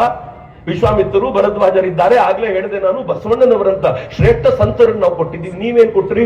Mohammed bin Qasim, Mohammed Ghori, Mohammed Ghazni, Osama bin Laden. ನೀವೇನ್ ಕೊಟ್ರಿ? ಅಫ್ಜಲ್ ಗುರು. ನೀವೇನ್ ಕೊಟ್ರಿ? ಈ ದೇಶದ ಸಂಸತ್ತಿನ ಮೇಲೆ ದಾಳಿ ಮಾಡಿದವರು ಸೃಷ್ಟಿ ಮಾಡಿದ್ರಿ. ನೀವೇನ್ ಮಾಡಿದ್ರಿ? ಮುಂಬೈನ ಮೇಲೆ ದಾಳಿ ಮಾಡಿದವರು ಸೃಷ್ಟಿ ಮಾಡಿದ್ರಿ. ನಾವೇನ್ ಮಾಡಿದ್ವಪ್ಪ? ಜಗತ್ತಿನ ಜನಕ್ಕೆ ಬೆಳಕು ಕೊಡಬಲ್ಲ ಸಂತರನ್ನ ಸೃಷ್ಟಿ ಮಾಡಿದ್ವಿ. ಯಾಕ್ರಿ ತಲೆ ತಗ್ಗಿಸ್ಕೊಂಡು ನಿಂತ್ಕೋತೀರಾ? ನಾನು ಹಿಂದೂ ಅಂತ ಹೇಳಬೇಕಾದಾಗ ಯಾಕ್ರಿ ನಾಚಿಕೆ ಪಟ್ಕೊಳ್ತೀರಾ? ಹೆಮ್ಮೆ ಪಟ್ಟು ಹೇಳಬೇಕಾಗಿರುವಂತ ಸಂಗತಿ ಇದು ಅಂತ ನನಗೆ ಯಾವಾಗ್ಲೂ ಅನ್ಸುತ್ತೆ. ಏನ್ ಕೊಟ್ಟಿವಿ ಜಗತ್ತಿಗೆ ನಾವು ಅಂತ ಯಾರಾದ್ರೂ ಕೇಳೋರಿಗೆ ನಾನು ಒಂದೇ ಮಾತನ್ನು ಹೇಳಕ್ ಇಚ್ಛೆ ಪಡೋದು, ಸ್ತ್ರೀಯನ್ನ ದೇವರಂತೆ ಕಾಣುವಂತ ಶ್ರೇಷ್ಠ ಗುಣವನ್ನ ಜಗತ್ತಲ್ಲಿ ಯಾರಾದ್ರೂ ಕೊಟ್ಟಿದ್ರೆ ಅದು ಹಿಂದೂಗಳಿಗೆ ಕೊಟ್ಟಿದ್ದು. ಇವತ್ತು ವೇದಿಕೆ ಮೇಲೆ ಹತ್ತಿದ ತಕ್ಷಣ ನಾನು ಮೊದಲು ವೇದಿಕೆಗೆ ನಮಸ್ಕಾರ ಮಾಡಿ ಅಲ್ಲಿ ಬಂದ ತಕ್ಷಣ ನಮಸ್ಕಾರ ಮಾಡಿದ್ದು ಯಾರು ಗೊತ್ತಾ? ನಮ್ಮೆಲ್ಲರ ಅಮ್ಮ ಭಾರತ ಮಾತೆಗೆ. ಭಾರತ ಮಾತೆಗೆ, ಈ ತಾಯಿಯನ್ನ, ಈ ಭಾರತವನ್ನ ತಾಯಿ ಸ್ವರೂಪದಲ್ಲಿ ನೋಡಿದ್ವಿ. ಹರಿಯುವ ನದಿಯನ್ನ, ನೀರನ್ನ ನಾವು ತಾಯಿಯ ಸ್ವರೂಪದಲ್ಲಿ ನೋಡಿದ್ವಿ. ಭೂಮಿಯನ್ನ ತಾಯಿ ಅಂತ ಕರೆದ್ವಿ. ಮಾತಾ ಭೂಮಿ ಪುತ್ರೋಹಂ ಪೃಥಿವ್ಯಾಹ. ಕಬಡ್ಡಿ ಆಡೋ ಹುಡುಗ ತಾನು ಸೆಂಟರ್ ಲೈನ್ ಮಣ್ಣನ್ನ ಹಣೆಗೆ ಹಚ್ಕೊಂಡು ಹೋಗಿ ಎದುರಿಗಿರೋ ಆಪೋಸಿಟ್ ಕ್ಯಾಂಡಿಡೇಟ್ ಅನ್ನ ಅವನು ಫೈಟ್ ಮಾಡ್ಲಿಕ್ಕೆ ಹೋಗ್ತಾನೆ. ಎಲ್ಲೂ ರೂಲ್ ಇಲ್ಲ ಈ ಮಣ್ಣನ್ನು ಹಣೆಗೆ ಹಚ್ಕೋಬೇಕು ಅಂತ. ಈ ಎದುರಿಗಿರೋರು ಇವನನ್ನ ಹಂಗೆ ಮಾಡಿ ಹಚ್ತಾನೆ. ಯಾಕೆ ಹಿಂಗ್ ಮಾಡ್ತಿದ್ಯಾ ಅಂತ ಕೇಳಿದ್ರೆ, ನಮ್ಮಮ್ಮ ಅಲ್ವಾ ಸರ್, ಇವಳ ಆಶೀರ್ವಾದ ಸಿಕ್ಕಿದ್ರೆ ಅವನು ಔಟ್ ಮಾಡೋದು ಸುಲಭ ಅಂತ ಅವನು ಇದೇ ತಾಯಿ ಆಶೀರ್ವಾದ ಪಡ್ಕೊಂಡು ಬರ್ತಾನೆ. ಏನ್ ಚಂದದ ಸಂಪ್ರದಾಯವನ್ನ ನಾವು ಡೆವಲಪ್ ಮಾಡಿದ್ವಿ. ಆದ್ರೆ ಇವತ್ತಿನ ಪ್ರಾಬ್ಲಮ್ ನೋಡಿ ಹೆಂಗಿದೆ. ಇವ್ರು ಎಂಥವ್ರು ಅಂತಂದ್ರೆ ನಮ್ ವಿರುದ್ಧ ನಾವು ಯಾರನ್ನ ತುಲನೆ ಮಾಡಿ ನೋಡ್ಲಿಕ್ಕೆ ಪ್ರಯತ್ನ ಪಡ್ತೀವೋ ಹೆಣ್ಣನ್ನ ಭೋಗದ ವಸ್ತುವಾಗಿ ಕಂಡವರು. ಎಂಥ ಭೋಗದ ವಸ್ತು ನನಗೆ ಹೇಳಬೇಕಾದ್ರೆ ಅಸಹ್ಯ ಅನ್ಸುತ್ತೆ ರೀ. ಈ ದೇಶದ ತಾಯಂದರನ್ನ ಆಕ್ರಮಣಕಾರಿಗಳಾಗಿ ಬಂದ ತುರ್ಕರು, ಅರಬ್ಬರು ಏನ್ ಮಾಡಿದ್ರು ಗೊತ್ತಾ? ಇಲ್ಲಿಂದ ಹಿಂದೂ ಹೆಣ್ಣು ಮಕ್ಕಳನ್ನ ಅಪಹರಿಸಿಕೊಂಡು ಹೋದ್ರು, ಎಳ್ಕೊಂಡು ಹೋದ್ರು, ತಮ್ಮ ದೇಶದ ಸಂತೆಗಳಲ್ಲಿ ಮಾರಾಟ ಮಾಡ್ಲಿಕ್ಕೆ. ಇದು ನೀವು ಕೊಟ್ಟ ಕೊಡುಗೆ. ನಾವು ತಾಯಿಯಂತೆ ದೇವರಂತೆ ಕಾಣ್ತೀವಿ, ನೀವು ಮಾರಾಟ ಮಾಡುವ ವಸ್ತುಗಳಾಗಿ. ಬಾಗ್ದಾದಿನ ಸಂತೆಗಳಲ್ಲಿ ಭಾರತದ ಹೆಣ್ಣು ಮಕ್ಕಳನ್ನ ಮೊದಲು ಮಾರಾಟ ಮಾಡುವಾಗ ಸ್ವಲ್ಪ ಜಾಸ್ತಿ ರೇಟಿಗೆ ಮಾರಾಟ ಆಗ್ತಿದ್ರಂತೆ ಆರಂಭದಲ್ಲಿ. ಆಮೇಲೆ ಹೆಣ್ಮಕ್ಳ ಸಂಖ್ಯೆ ಜಾಸ್ತಿ ಆದಾಗ ಏನ್ ಮಾಡಿದ್ರಂತೆ ಗೊತ್ತಾ? ಕೊಂಡುಕೊಳ್ಳೋರು ಯಾರೂ ಇರಲಿಲ್ಲ.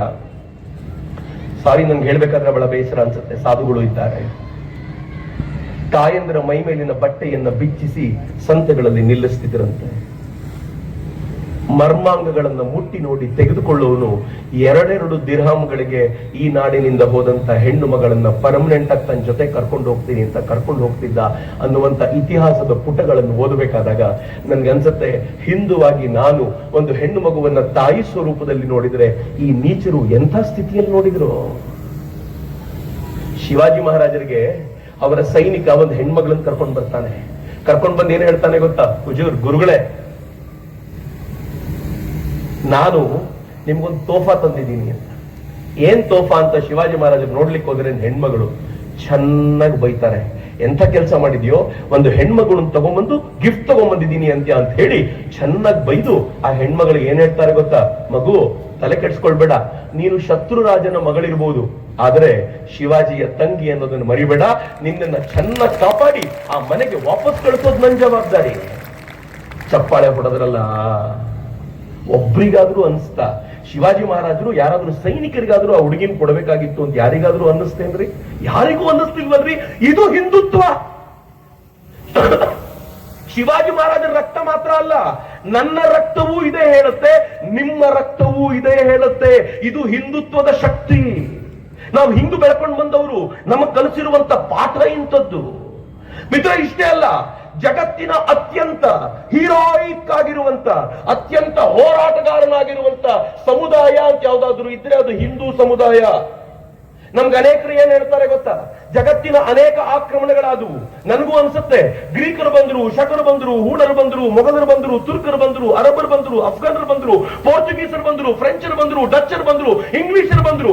ಎಷ್ಟು ಜನರ ನಿರಂತರ ಆಕ್ರಮಣಕ್ಕೆ ಒಳಗಾಯಿತು ಭಾರತ. ಹಿಂದೂ ಧರ್ಮೀಯರು ಇಷ್ಟೆಲ್ಲ ಆಕ್ರಮಣಕ್ಕೆ ಒಳಗಾಗಿದ್ದರಿಂದ ಅವರು ಹಾಗೆ ನೋಡಿದ್ರೆ ಶಕ್ತವಂತರಲ್ಲ ಅಂತ ಜಗತ್ತಿನ ಜನ ಮಾತನಾಡ್ತಾರೆ. ಆದ್ರೆ ನೆನ್ಪಿಟ್ಕೊಳ್ಳಿ, ಒಬ್ಬೊಬ್ಬರ ಆಕ್ರಮಣಕ್ಕೆ ಒಳಗಾಗಿನೇ ಜಗತ್ತಿನ ಅನೇಕ ಜನಾಂಗಗಳು ನಾಶವಾದವು. ಇಷ್ಟೂ ಜನರ ಆಕ್ರಮಣಕ್ಕೆ ಒಳಗಾದ ನಂತರವೂ ಗೋಕಾಕ್ನಲ್ಲಿ ಇವತ್ತು ಹಿಂದೂ ಸಂಗಮಕ್ಕೆ ಇಷ್ಟು ದೊಡ್ಡ ಸಂಖ್ಯೆಯಲ್ಲಿ ಜನ ಸೇರ್ತಾರೆ ಅಂತಂದ್ರೆ ನಾವೇನ್ ಸೈಲೆಂಟ್ ಆಗಿ ಕೂತಿದ್ವಿ ಅನ್ಕೊಂಡಿದ್ರೇನು? ಕೈಯಲ್ಲಿ ಆಯುಧ ಇಲ್ಲದೆ ಇರೋರನ್ನ ಕೊಲ್ತಾರಲ್ಲ, ಹೇಳಿ ಜನಾಂಗದವರು.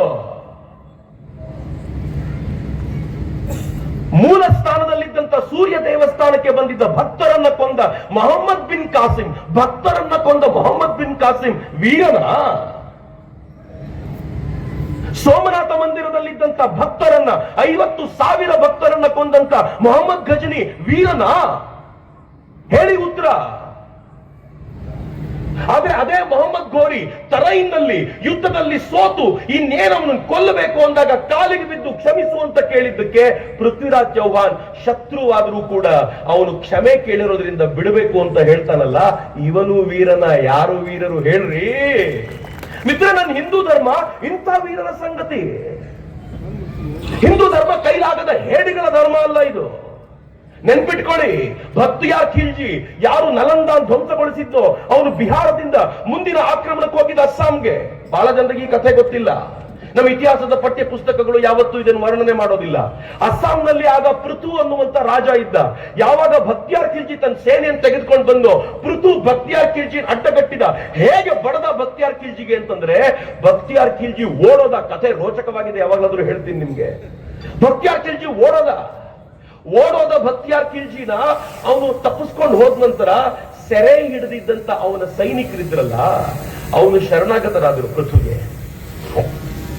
ಪೃಥು ಅವರನ್ನೆಲ್ಲ ಮತಾಂತರಗೊಳಿಸಿ ಹಿಂದೂ ಮಾಡಿ ಅವರನ್ನ ಅಸ್ಸಾಂನೊಳಗೆ ಒಂದು ಮಾಡಿದ್ರೆ ಪ್ರಾಬ್ಲಮ್ಮೇ ಇರಲಿಲ್ಲ. ಎಂಥ ದೊಡ್ಡ ಮನಸ್ಸು ಒಂದು ಅಂತಂದ್ರೆ, ನಿಮ್ಮ ಮತವನ್ನ ನೀವು ಪಾಲಿಸ್ಕೊಳ್ಳಿ, ಇಲ್ಲಿ ನಿಮ್ಗೆ ಯಾರು ತೊಂದರೆ ಕೊಡೋದಿಲ್ಲ, ಹಾಯಾಗಿರಿ ಅಂತ ಅಸ್ಸಾಂನಲ್ಲಿ ಇರ್ಲಿಕ್ ಬಿಟ್ಟಿದ್ದ ಪ್ರತಿಫಲ ಏನ್ ಗೊತ್ತೇನು? ಅವರ ಸಂತಾನ ಜಾಸ್ತಿ ಆಯ್ತು. ಮುಂದೆ ಸ್ವಾತಂತ್ರ್ಯ ಬರೋ ಹೊತ್ತಿನಲ್ಲಿ ಆ ಭಾಗವನ್ನ ಸೆಪರೇಟ್ ಮಾಡಿಕೊಂಡು ನಾವು ಪಾಕಿಸ್ತಾನಕ್ಕೆ ಹೋಗ್ತೀವಿ ಅಂತ ಕೇಳೋ ಜನಾಂಗ ಆಯ್ತಲ್ಲ. ಇವತ್ತು ಅಸ್ಸಾಮಲ್ಲಿ ತುಂಬೋಗಿದ್ದಾರಲ್ಲ ಇವರೆಲ್ಲ. ಇವತ್ತು ಅಸ್ಸಾಂನಲ್ಲಿ ಬಾಂಗ್ಲಾದಿಂದ ಜನ ಬಂದು ಸೇರ್ಕೊಂಡಿದ್ದಾರಲ್ಲ. ಹೆಂಗೆ ಅಂತಂದ್ರೆ, ಅವತ್ತು ಶುರುವಾದ ಸೆಟಲ್ಮೆಂಟ್ ಇವತ್ತಿಗೂ ನಮ್ಮನ್ನು ಇರಿಯುವಂತಿದೆ. ಆದ್ರೆ ನಾವು ಮಾತ್ರ ಯಾವತ್ತು ನಮ್ಮ ಹೃದಯವನ್ನ ಚಿಕ್ಕದು ಮಾಡಲಿಲ್ಲ, ವಿಶಾಲ ಮಾಡ್ಕೊಂಡು ಕೂತಿದೀವಲ್ಲ. ಇವನು ಹಿಂದೂರಿ, ಇವನನ್ನು ಹೇಳಿ ಅಂತ ಕರಿತೀರಿ ನೀವು? ಅವರ ಕ್ರೌರ್ಯ ಯಾರ ಮೇಲೆ? ಹೆಣ್ಣು ಮಕ್ಕಳ ಮೇಲೆ ಕ್ರೌರ್ಯ. ಎಂಥ ಕ್ರೌರ್ಯವನ್ನು ನಡೆಸ್ತಾ ಇದ್ರು. ಆದ್ರೆ ನಾವು ಹೆಣ್ಣು ಮಕ್ಕಳ ರಕ್ಷಣೆಗೆ ಅಂತ ನಿಂತವರು. ಈಗಲೂ ಅವ್ರ ಕ್ರೌರ್ಯ ಮುಗುದಿಲ್ಲ. ಅಸಹಾಯಕ ಜನರ ಮೇಲೆ ಕ್ರೌರ್ಯ. ನಾನೊಂದು ಎಕ್ಸಾಂಪಲ್ ಕೊಡ್ತೀನಿ ನಿಮ್ಗೆ. ಒಂದು ಹೆಣ್ಮಗಳು ಟಿವಿ ಚಾನೆಲ್ ನಲ್ಲಿ ಮಾತನಾಡ್ತಾ ಯಾರೋ ಏನೋ ಭಡಕಾಯಿಸಿದ್ರು ಅಂತ ತಾನು ಏನೋ ಹೇಳಿದ್ಲು. ಹೇಳಿದ ತಕ್ಷಣ ಇವ್ರು ಏನ್ ಮಾಡಿದ್ರು ಗೊತ್ತಾ? ಇವರೆಲ್ಲರೂ ತರುಣರು ಸೇರ್ಕೊಂಡು ಗಲಾಟೆ ಹೆಂಗ್ ಮಾಡಿದ್ರು ಗೊತ್ತಾ? ಸರ್ ತನ್ಸೆ ಜುದಾ ಅಂತ ಗಲಾಟೆ ಶುರು ಮಾಡಿದ್ರು. ಆ ಗಲಾಟೆ ಶುರು ಮಾಡಿ ಎಷ್ಟು ವ್ಯಾಪಕ ಮಾಡಿದ್ರು ಅಂತಂದ್ರೆ, ರಾಜಸ್ಥಾನದಲ್ಲಿ ಒಬ್ಬ ಆರ್ಡಿನರಿ ಟೇಲರ್, ಒಬ್ಬ ಹಿಂದೂ ಟೇಲರ್, ಆ ಹೆಣ್ಣು ಮಗಳು ಯಾರು ಆ ವಾದವನ್ನ ಟಿವಿಯಲ್ಲಿ ಮಾಡಿದ್ಲೋ ತನ್ನ ಫೇಸ್ಬುಕ್ ನಲ್ಲಿ ಅವಳು ಫೋಟೋ ಹಾಕಿದ. ಅಟ್ಟೇರಿ ಪಾಪದ ಟೇಲರ್ ಹತ್ರ ಹೋಗಿ ಇಬ್ರು ದಾಂಡಿಗರು ಕತ್ತಿ ಹಿಡ್ಕೊಂಡು ಆ ಟೇಲರ್ ಕತ್ತನ್ನೇ ಕತ್ತರಿಸ್ಬಿಟ್ರಲ್ಲ. ಇದು ವೀರತೆನಾ? ಕೈಲಾಗದ, ಕೈಯಲ್ಲಿ ಶಸ್ತ್ರ ಇಲ್ಲದಂತ ಒಬ್ಬ ಟೇಲರ್ನ ಕತ್ತು ಕತ್ತರಿಸಿ ವೀರತೆ ಅಂತ ಕರೆಯೋದಾದ್ರೆ, ಇಂಥ ವೀರತೆ ಹಿಂದುವಿಗೆ ಜನ್ಮ ಜನ್ಮಾಂತರದಲ್ಲೂ ಬೇಡ. ನಾನು ಬಹಳ ಹೆಮ್ಮೆಯಿಂದ ಹೇಳ್ಕೊಳ್ತೀನಿ. ಎಂತ ಕೆಲಸ ಮಾಡೋದು? ಇವತ್ತಿಗಾದ್ರೂ ಹೆಣ್ಮಕ್ಕಳಿಗೆ ಬೆಲೆ ಕೊಡುವಂತ ಮನಸ್ಥಿತಿಯವರಿದ್ದಾರೆ ಅನ್ಕೊಂಡಿದ್ದೀರಾ? ಮಿತ್ರ, ಕಳೆದ 1 ತಿಂಗಳಲ್ಲಿ ನಡೆದ 3 ಘಟನೆ ನಿಮ್ ಮುಂದೆ ಇಡ್ತೀನಿ. ಹೃದಯ ಗಟ್ಟಿಯಾಗಿದ್ರೆ ಕೇಳ್ಕೊಳ್ಳಿ.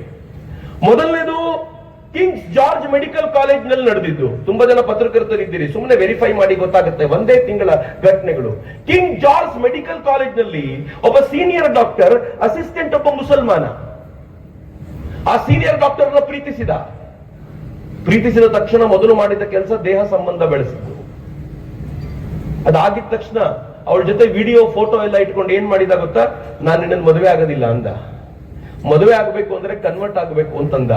ಅವಳು ಸ್ವಲ್ಪ ಹಿಂದೆ ಮುಂದೆ ನೋಡಿದ್ಮೇಲೆ ಗೊತ್ತಾಗಿತ್ತು ಅಯೋಗ್ಯ, ಮೋಸ ಮಾಡಿದ, ಇವಂಗ ಅದಾಗ್ಲೇ ಮದುವೆ ಆಗಿತ್ತು, ತನ್ನನ್ನು ಬೇಕಂತ ಮೋಸದ ಬಲೆಗೆ ಬೀಳಿಸ್ದ ಅಂತ ಸ್ವಲ್ಪ ಧೈರ್ಯ ಮಾಡಿ ಆ ಡಾಕ್ಟರ್ ಪೊಲೀಸ್ ಸ್ಟೇಷನ್ಗೆ ಹೋಗಿ ಕಂಪ್ಲೇಂಟ್ ಕೊಟ್ಲು, ಇವನ್ ಭಾರಿ ದೊಡ್ಡ ಅಯೋಗ್ಯ ಇದ್ದಾನೆ ಅಂತ.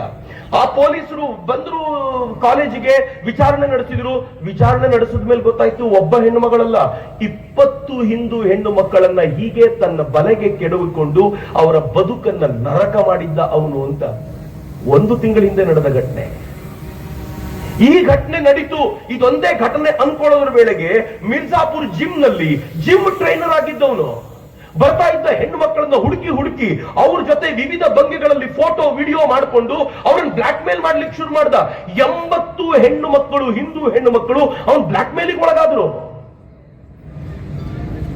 ಬಸ್ತಿ ಅನ್ನುವಂತ ಜಾಗ ಉತ್ತರ ಪ್ರದೇಶದಲ್ಲಿ ಹಿಂದುವಿನ ಹೆಸರು ಹೇಳ್ಕೊಂಡಂತ ಒಬ್ಬ ವ್ಯಕ್ತಿ ಒಂದು ಹೆಣ್ಣು ಮಗಳನ್ನ ಪ್ರೀತಿಸುವ ನಾಟಕ ಮಾಡಿದ. ಯಾರೋ ಹಿಂದೂನೇ ಇರಬೇಕು ಅಂತ ಅವಳು ಪ್ರೀತಿಸಿದ ನಂತರ ಏನಾಯ್ತು ಗೊತ್ತಾ, ಅವನು ಕಾಲಕ್ರಮದಲ್ಲಿ ಅವಳ ಜೊತೆ ದೈಹಿಕ ಸಂಬಂಧದ ಆಕೆಯ ವಿಭಿನ್ನವಾಗಿರುವಂತ ವಿಡಿಯೋಗಳನ್ನ ಫೋಟೋಗಳನ್ನ ಕ್ಲಿಕ್ ಮಾಡ್ಕೊಂಡು ಬ್ಲಾಕ್ ಮೇಲ್ ಮಾಡ್ಲಿಕ್ಕೆ ಶುರು ಮಾಡಿದ.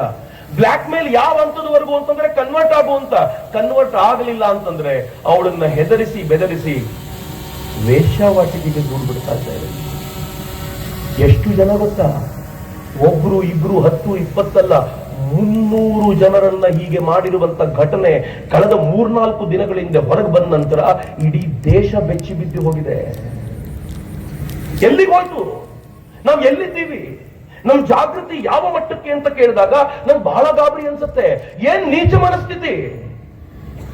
ಯಾವುದೋ ಉತ್ತರ ಪ್ರದೇಶದ ಕಥೆ ಯಾಕೆ ಹೇಳಿ, ಗೋಕಾಕ್ನಲ್ಲಿ ಇತ್ತೀಚೆಗೆ ಆಯ್ತಲ್ಲ, ಸರ್ಕಾರಿ ಅಧಿಕಾರಿಯ ಮನೆಗೆ ಅವ್ರು ಇಲ್ಲದೆ ಇರುವಂತ ಟೈಮ್ ನಲ್ಲಿ ಅವ್ರು ಕೀ ಇಟ್ಟು ಹೋಗ್ತಾರೆ ಅಂತ ನೋಡ್ಕೊಂಡು ಅವ್ರ ಬಾತ್ರೂಮ್ ನಲ್ಲಿ, ಅವ್ರ ಬೆಡ್ರೂಮ್ ನಲ್ಲಿ ಹೋಲ್ಡರ್ ನಲ್ಲಿ ಕ್ಯಾಮೆರಾ ಫಿಕ್ಸ್ ಮಾಡಿ 3 ಜನ,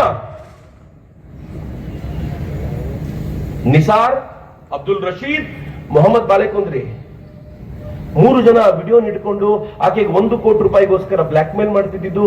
ಆಕೆ ಸ್ವಲ್ಪ ಧೈರ್ಯ ಮಾಡಿ ಇವರೇ ಅಂತ ಹೇಳಿದ ನಂತರ 3 ಜನ ಸಿಕ್ಕಿ ಬಿದ್ದಿದ್ದಾರಲ್ಲ ಇವತ್ತು. ಆ 3 ಜನರ ಮನಸ್ಥಿತಿ ಎಂತದ್ರಿ? ನಾನು ಮನಸ್ಥಿತಿಯ ಬಗ್ಗೆ ಮಾತಾಡ್ತಿದ್ದೀನಿ.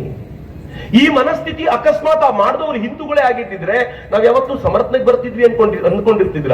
ರಸ್ತೆಯಲ್ಲಿ ನಿಲ್ಸಿ 4 ಬಾರಿಸಿ ಕಳಿಸ್ತಿದ್ವಿ, ಅವ್ರನ್ನ ಹಿಂದೂ ಅಂತ ಯಾವತ್ತು ಸ್ವೀಕಾರವೇ ಮಾಡ್ತಿರ್ಲಿಲ್ಲ. ಆದರೆ ಈ ಮನಸ್ಥಿತಿಗಳು ಹೆಂಗಿವೆ ಅಂತಂದ್ರೆ, ಪಾಕಿಸ್ತಾನಕ್ಕೆ ಜಿಂದಾಬಾದ್ ಹೇಳುವಂತ ಮನಸ್ಥಿತಿಯ ಜನ ನಮ್ಮ ನಿಮ್ಮ ನಡುವೆ ಅಲ್ಲ ರೀ, ವಿಧಾನಸೌಧದಲ್ಲಿ ಕೂತಿದ್ದಾರೆ. ಆ ಜಿಂದಾಬಾದ್ ಅಂತ ಹೇಳೋರಿಗೆ ಸಮರ್ಥಿಸುವಂತ ಅತ್ಯಂತ ಕೆಟ್ಟ ಜನ ನಮ್ಮ ನಡುವೆ ಇದ್ದಾರೆ ಅಂತಂದಾಗ ನಂಗೆ ಬಹಳ ಗಾಬರಿ ಅನ್ಸುತ್ತೆ ಮಿತ್ರ. ಎಚ್ಚರಿಸಿಕೊಳ್ಳಬೇಕಾದಂತ ಸಂದರ್ಭ ಬಂದಿದೆ.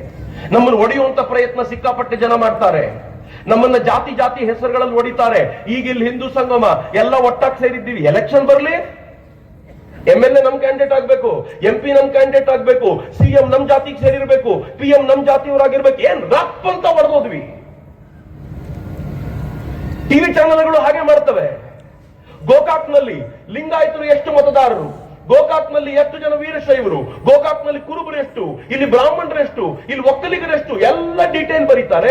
ಕೊನೆಗೆ ಒಂದೇ ಒಂದು ಸಾಲ್ ಸೇರಿಸ್ತಾರೆ, ಮುಸಲ್ಮಾನರು ಎಷ್ಟು ಅಂತ.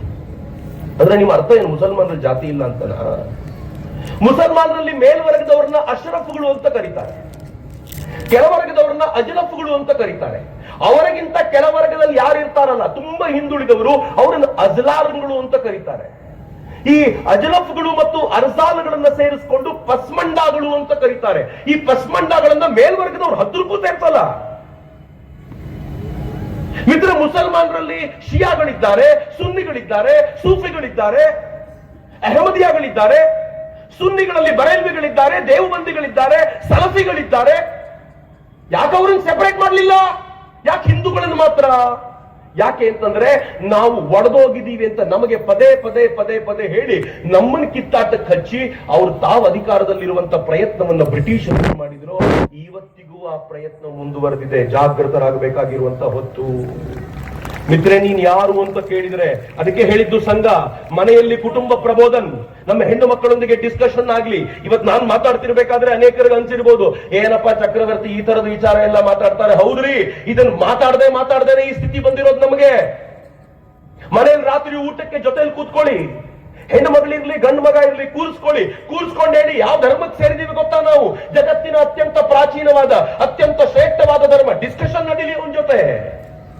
ಯಾವ ರೀತಿ ಮತಾಂತರ ಆಗುತ್ತೆ ಗೊತ್ತಾ ಅಂತ ಮನೆಯ ಮಗನ ಜೊತೆ ಡಿಸ್ಕಷನ್ ಆಗ್ಲಿ, ಮಗಳ ಜೊತೆ ಡಿಸ್ಕಷನ್ ಆಗ್ಲಿ. ಲವ್ ಜಿಹಾದ್ ಅಂದ್ರೆ ಏನ್ ಗೊತ್ತಾ ಅಂತ ಹೆಣ್ಣು ಮಗಳ ಜೊತೆ ಚರ್ಚೆ ಮಾಡಿ ಅವಳನ್ನು ವೀರಾಂಗನೆ ಕಿತ್ತೂರು ಚಂದಮ್ಮ ಮಾಡ್ರಿ, ಅವಳನ್ನು ವೀರಾಂಗನೆ ಝಾನ್ಸಿ ರಾಣಿ ಲಕ್ಷ್ಮೀಬಾಯಿ ಮಾಡ್ರಿ. ಅದ್ಯಾಕೆ ಅವಳನ್ನ ಕೈಲಾಗದ ಹೆಣ್ಣು ಮಗಳ ತರ ಸೃಷ್ಟಿ ಮಾಡಬೇಕು? ಯಾವುದೋ ಹುಡುಗ ಬೈಕ್ ತೆಗೆದುಕೊಂಡು ಬಂದ ಅಂದ ತಕ್ಷಣ ಅವನು ಹಿಂದೆ ಕೂತ್ಕೊಳ್ಳುವಂತ ಒಂದು ಆರ್ಡಿನರಿ ಹೆಣ್ಣು ಮಗಳಲ್ಲ ನಮ್ಮ ಮನೆ ಮಗಳು. ಯಾರಾದರೂ ಹುಡುಗ ಮತ್ತೊಬ್ಬ ಹುಡುಗಿಗೆ ತೊಂದರೆ ಕೊಡ್ತಾ ಇದ್ರೆ ಅವನ ಚರ್ಮವನ್ನ ಸೀಳಬಲ್ಲಂತ ತಾಕತ್ತಿರೋ ಹೆಣ್ಣು ಮಗಳು ನಮ್ಮ ಮನೆ ಹುಡುಗಿ ಅಂತ ನಮ್ಮ ಹೆಣ್ಣು ಮಕ್ಕಳನ್ನ ತಯಾರು ಮಾಡಬೇಕಲ್ಲ. ಯಾವತ್ತಾದ್ರೂ ನೋಡಿದ್ರೇನು? ಈ ದೇಶ ಆಪರೇಷನ್ ಸಿಂಧೂರ್ನಲ್ಲಿ ಭಾಗವಹಿಸಿದಾಗ ಬ್ರೀಫ್ ಮಾಡ್ಲಿಕ್ಕೆ ಕೂತಿದ್ಯಾರು? ಸೋಫಿಯಾ ಕುರೇಶಿ, ವ್ಯೋಮಿಕಾ ಸಿಂಗ್ ಇಬ್ಬರು ಹೆಣ್ಣು ಮಕ್ಕಳು ಬ್ರೀಫ್ ಮಾಡ್ತಾ ಇದ್ರು. ಯಾವ ಪಾಕಿಸ್ತಾನ ಹೆಣ್ಣು ಮಕ್ಕಳನ್ನ ಒಳಗೆ ಕೂರಿಸಿ ಆಚೆ ಬರಬಾರ್ದು ಅಂತ ಹೇಳ್ತಿತ್ತೋ ಆ ಪಾಕಿಸ್ತಾನವನ್ನ ಬಡಿತಾ ಇರೋ ವಿಚಾರವನ್ನ ಇಬ್ರು ಹೆಣ್ಣು ಮಕ್ಕಳ ಮೂಲಕ ಭಾರತ ಹೇಳಿಸ್ತಲ್ಲ. ಪಾಕಿಸ್ತಾನಕ್ಕೆ ಇಷ್ಟೇ ಸಾಕು, ಇನ್ನೇನೂ ಬೇಕಾಗಿಲ್ಲ. ನಮ್ಮ ಹೆಣ್ಮಕ್ಳು ವ್ಯೋಮಿಕಾ ಸಿಂಗ್ ಆಗ್ಬೇಕು, ನಮ್ಮ ಹೆಣ್ಮಕ್ಳು ಸೋಫಿಯಾ ಕುರೇಶಿ ಆಗ್ಬೇಕು ಅಂತ ಹೆಣ್ಣು ಮಕ್ಕಳ ನಿರ್ಮಾಣ ನಮ್ಮ ಮನೆಯಿಂದ ಆಗ್ಬೇಕಾಗಿದೆ ಅಂತ. ಅದಕ್ಕೆ ಕುಟುಂಬ ಪ್ರಬೋಧನ ಒಂದೇ ದಾರಿ. ಮನೆಯಲ್ಲಿ ಚರ್ಚೆ ನಡೀಲಿ. ಮನೆಯಿಂದ ಹೊರಗೆ ಬಂದ್ರೆ ಏನಾಗ್ಬೇಕು ಗೊತ್ತಾ? ಸಾಮರಸ್ಯದ ಮಾತಾಡಬೇಕು. ನಾನು ಯಾವ ಜಾತಿಗೆ ಸೇರಿದವನು ಅಂತ ಯಾರಾದ್ರೂ ಕೇಳಿದ್ರೆ, ನಂಗೆ ತುಂಬಾ ಜನ ಕೇಳ್ತಾರೆ ನಿಮ್ ಜಾತಿ ಯಾವುದು ಅಂತ. ನಂಗೆ ಬಹಳ ಸಂತೋಷ ಏನ್ ಗೊತ್ತಾ, ನಾನು 2001 ರಾಜೀವ್ ದೀಕ್ಷಿತರ ಜೊತೆಗೆ ಸೇರಿ ಸಾಮಾಜಿಕ ಚಟುವಟಿಕೆಗೆ ಬಂದೆ. ಇವತ್ತು 2026, 25 ವರ್ಷಗಳ ಸಾಮಾಜಿಕ ಚಟುವಟಿಕೆ. ಇವತ್ತಿನವರೆಗೂ ಯಾವನಿಗೂ ನನ್ನ ಜಾತಿ ಗೊತ್ತಿಲ್ಲ. ನನಗಿಂತ ಖುಷಿ ಪಡಬೇಕಾಗಿರೋ ಯಾವನಿದಾನೆ ಹೇಳಿ? ಬಂದವ್ರು ಕೇಳ್ತಾರೆ, ನೀವು ಕುರುಬ್ರಾ? ಹೌದು ಅಂತೀನಿ ನಾನು, ಯಾಕಲ್ಲ. ನೀವು ಗೌಡ್ರ? ಹೌದು ಅಂತೀನಿ. ನೀವು ಬ್ರಾಹ್ಮಣರ? ಹೌದು ಬ್ರಾಹ್ಮಣ. ನಾನು ಯಾಕಲ್ಲ, ನಾನು ಎಲ್ಲ ಹೌದು. ಕೆಲವರು ಕೇಳ್ತಾರೆ, ನೀವು ನಮ್ಮವರ? ಹೌದಪ್ಪ. ನೀನ್ ಹಿಂದೂ ಆಗಿದ್ರೆ ನಾನು ನಿಮ್ಮವನೇ. ಹೇಳ್ರಲ್ರಿ, ಯಾಕೆ ಬೇಡ ಅಂತೀರಿ? ನಾನು ಎಲ್ರಿಗೂ ಸೇರಿದವರು, ನೀವು ಎಲ್ರಿಗೆ ಸೇರಿದವರು. ಯಾಕೆ ಜಾತಿ ಇಟ್ಕೊಂಡು ಮನೆಯಿಂದ ಆಚೆ ಬರಬೇಕು?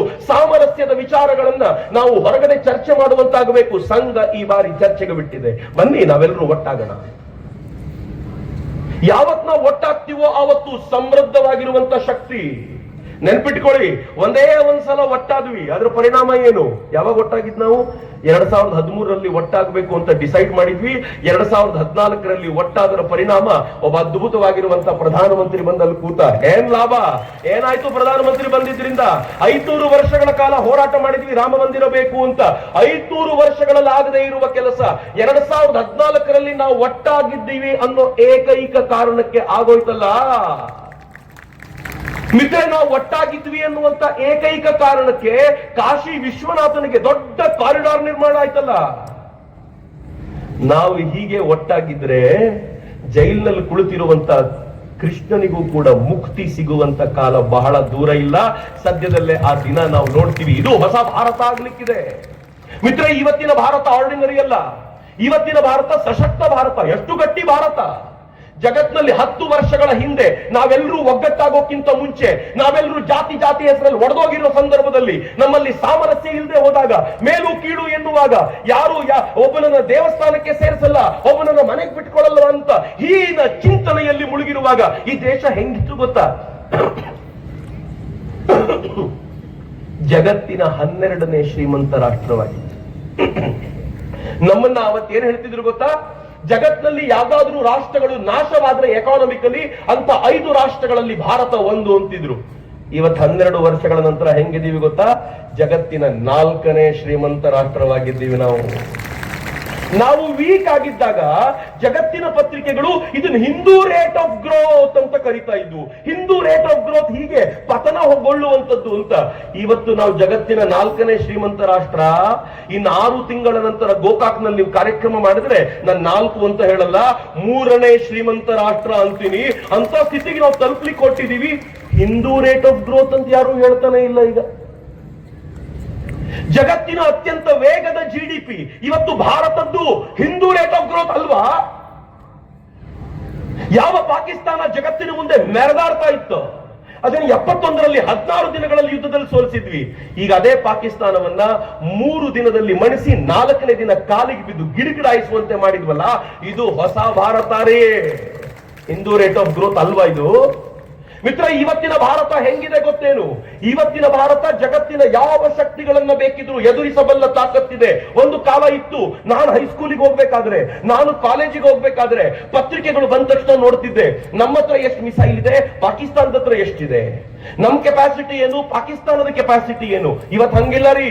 ಇವತ್ತು ನಾನು ಪಾಕಿಸ್ತಾನದೊಂದಿಗೆ ಕಂಪೇರ್ ಮಾಡಲ್ಲ ಭಾರತವನ್ನ, ಚೀನಾದೊಂದಿಗೆ ಕಂಪೇರ್ ಮಾಡ್ತೀನಿ, ರಷ್ಯಾದೊಂದಿಗೆ ಕಂಪೇರ್ ಮಾಡ್ತೀನಿ. ಅಮೆರಿಕಕ್ಕೆ ಸೆಡ್ಡು ಹೊಡೆದು ನಿಲ್ಲುವಂತ ಭಾರತವನ್ನ ನೋಡ್ತಾ ಇದ್ದೀನಿ.